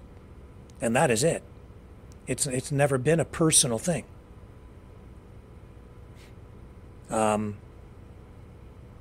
Last night, though, it went beyond that. And so I'm addressing this because I need to, again, maybe just state this portion of how I need to be dealing with things in the chat so that you're all aware. The person went beyond insulting me and attacking me. The person was attacking our guest. And it was uncalled for. It was unfair. It was aggressive. It was disrespectful. Our guest last night, Brampton Batman, great guy. He takes what he does very seriously. He literally lives the life of Batman. And by doing so, he brings great joy to a lot of people in his community. And he literally has arrested criminals and turned them over to police. It's an incredible story, and that's why I wanted to share it with you last night. And he graciously came on and shared his story, his personal story, the story of losing his parents, the story of his dedication to being the Dark Knight so that he can do positive things in his community. He literally does patrol. He's kind of like, you know, some towns have community patrols at night to keep their neighborhoods safe, like neighborhood watch. He's kind of doing that kind of a thing. And he has a good reputation with police, and he's just doing positive things. And he goes out to community events and poses for pictures with his Batmobile and lets kids take pictures with him. And yet this person's in the chat last night attacking the guy. And he's talking about having good manners and trying to set a good example for everyone. And does. There's nothing wrong with that. That's why I knighted him. And he is now a Maverick Knight. So, now, this person who has called me, honestly, in the past, literally looking for help, which I did provide, financial help, and I extended that. And this is not the first time she's attacked me. This is not the first time she's actually called and insulted me on the phone. This is weird and disappointing, and I kind of know where it's coming from. I'm tired of it. It's not, but in this case, it was like, as tired as I am of it, I let people beat the crap out of me in the chat. And I'll take a lot of abuse just to preserve people's right to express themselves, even at my expense. But not at the expense of somebody like our guest last night, who is only doing positive things. Imagine how, like, it's so unfair to have someone on here as a guest, and he can see what's going on in the chat, and having somebody in there attacking him. In reality, that person wasn't attacking the guest. That person was attacking me. But they went after the guest to try to make me look bad. I banned him. Darn right. And I'll do it again in a heartbeat. You want to disagree with me? Fine. You want to get into, you know, a discussion on something in the chat, issue-wise, keep it civil, keep it clean. Fine. You want to attack me even? You can attack me. I'll put up with more attacks against me than I will against other people, but I'm not going to put up with that stuff and causing a disruption in the chat.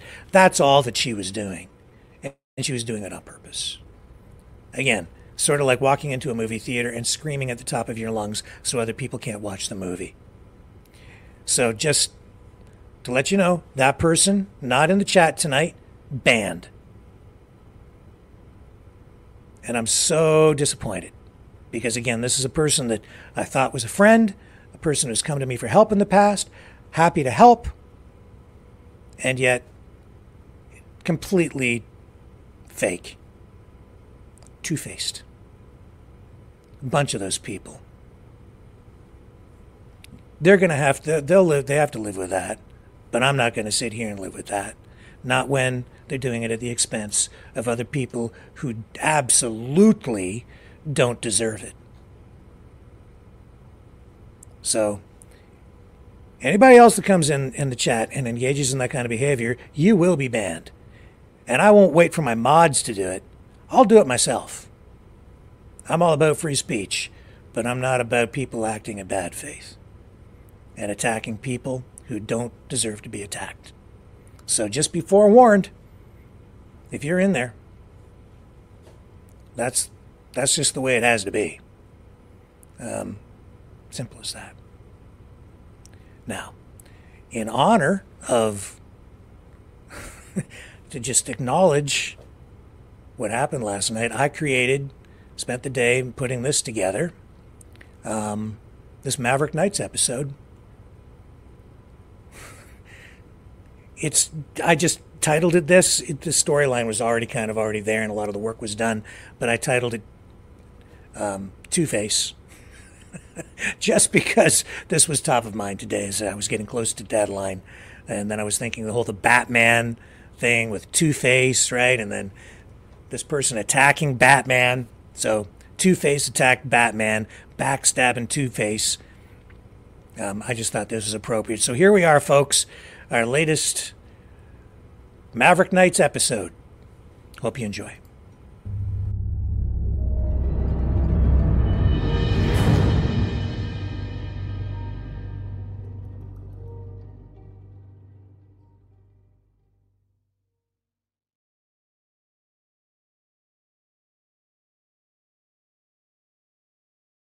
In this thrilling fifth-generation warfare cliffhanger, the Maverick Knights find themselves facing a formidable adversary in the form of Two-Face, a supervillain disguised as a freedom fighter. Armed with their blazing suits of cyber armor, the Knights are initially unaware of Two-Face's true intentions. Two-Face launches a series of social media smears against the Maverick Knights, tarnishing their image and turning public sentiment against them. But the Knights, guided by their unwavering dedication to justice, refuse to be deterred. They delve deep into their investigations, determined to uncover the truth behind Two-Face's actions. As the Knights dig deeper, they stumble upon a shocking revelation. Two-Face's ultimate plan is to destroy the Maverick Knights from within and assist globalist leaders in dismantling the Western world. Two-Face envisions a future governed by a communist and Islamo-fascist regime, a stark contrast to the values the Knights hold dear. Realizing the magnitude of the threat, the Maverick Knights rally their forces and devise a counter-strategy. They harness the full potential of their cybersuits, utilizing their advanced technology to expose Two-Face's sinister plot to the world. Through their own social media campaigns and strategic maneuvers, the Knights aim to reclaim their tarnished reputation and expose Two-Face's true nature. The battle between the Maverick Knights and Two-Face intensifies, with each side employing their unique skills and resources.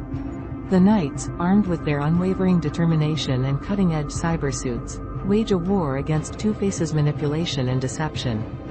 As the story reaches its climax, the Maverick Knights engage in a high-stakes showdown with Two-Face.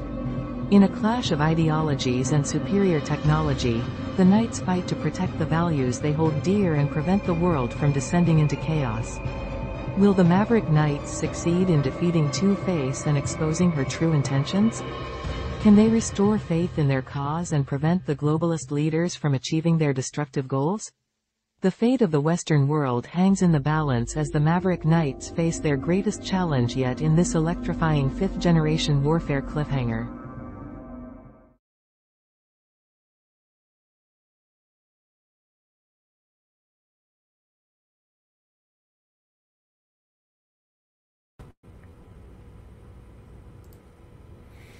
And there you have it.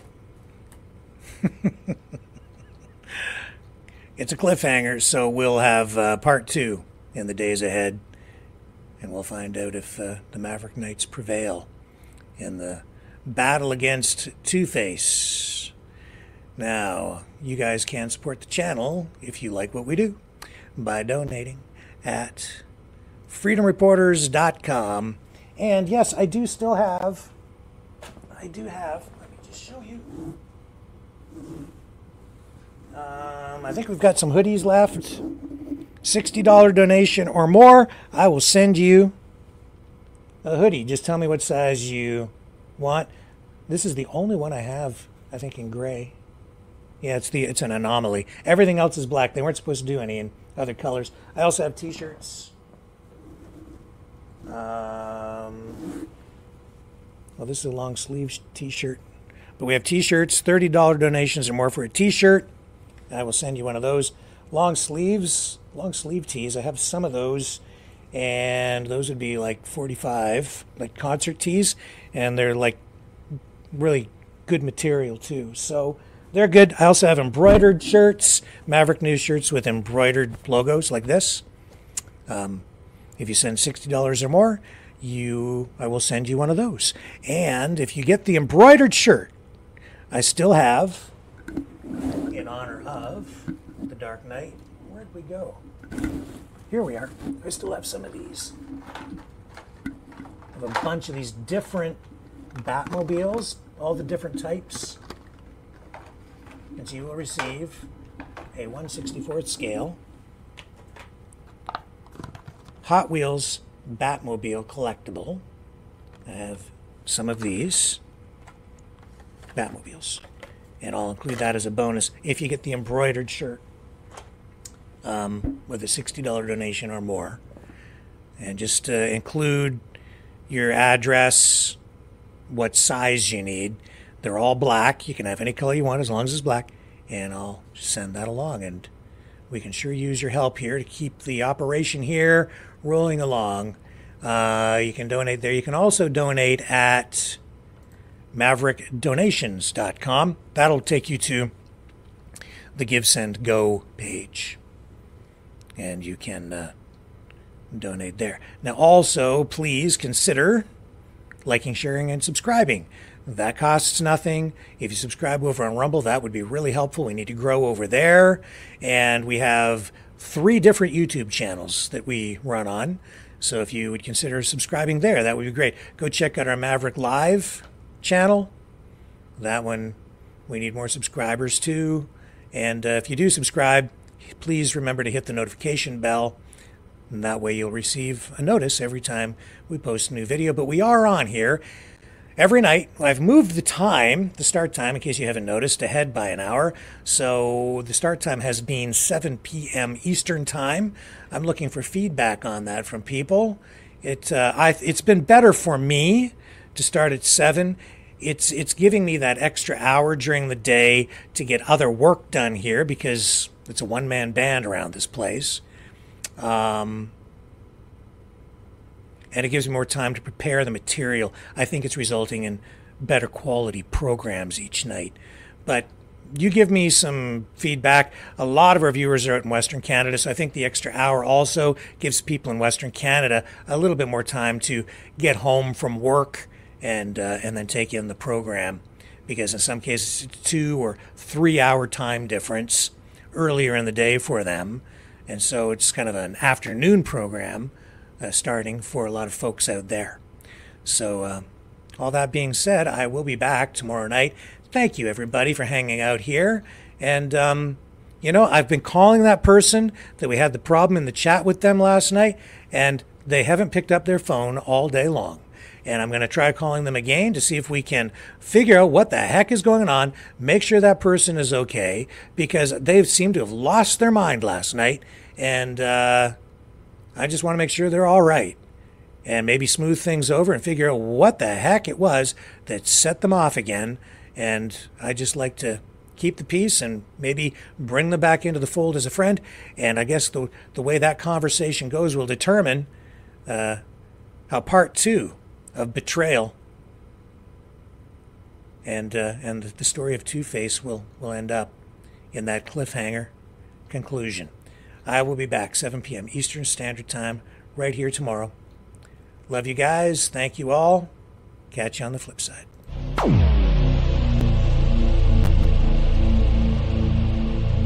This has been a Maverick Multimedia production.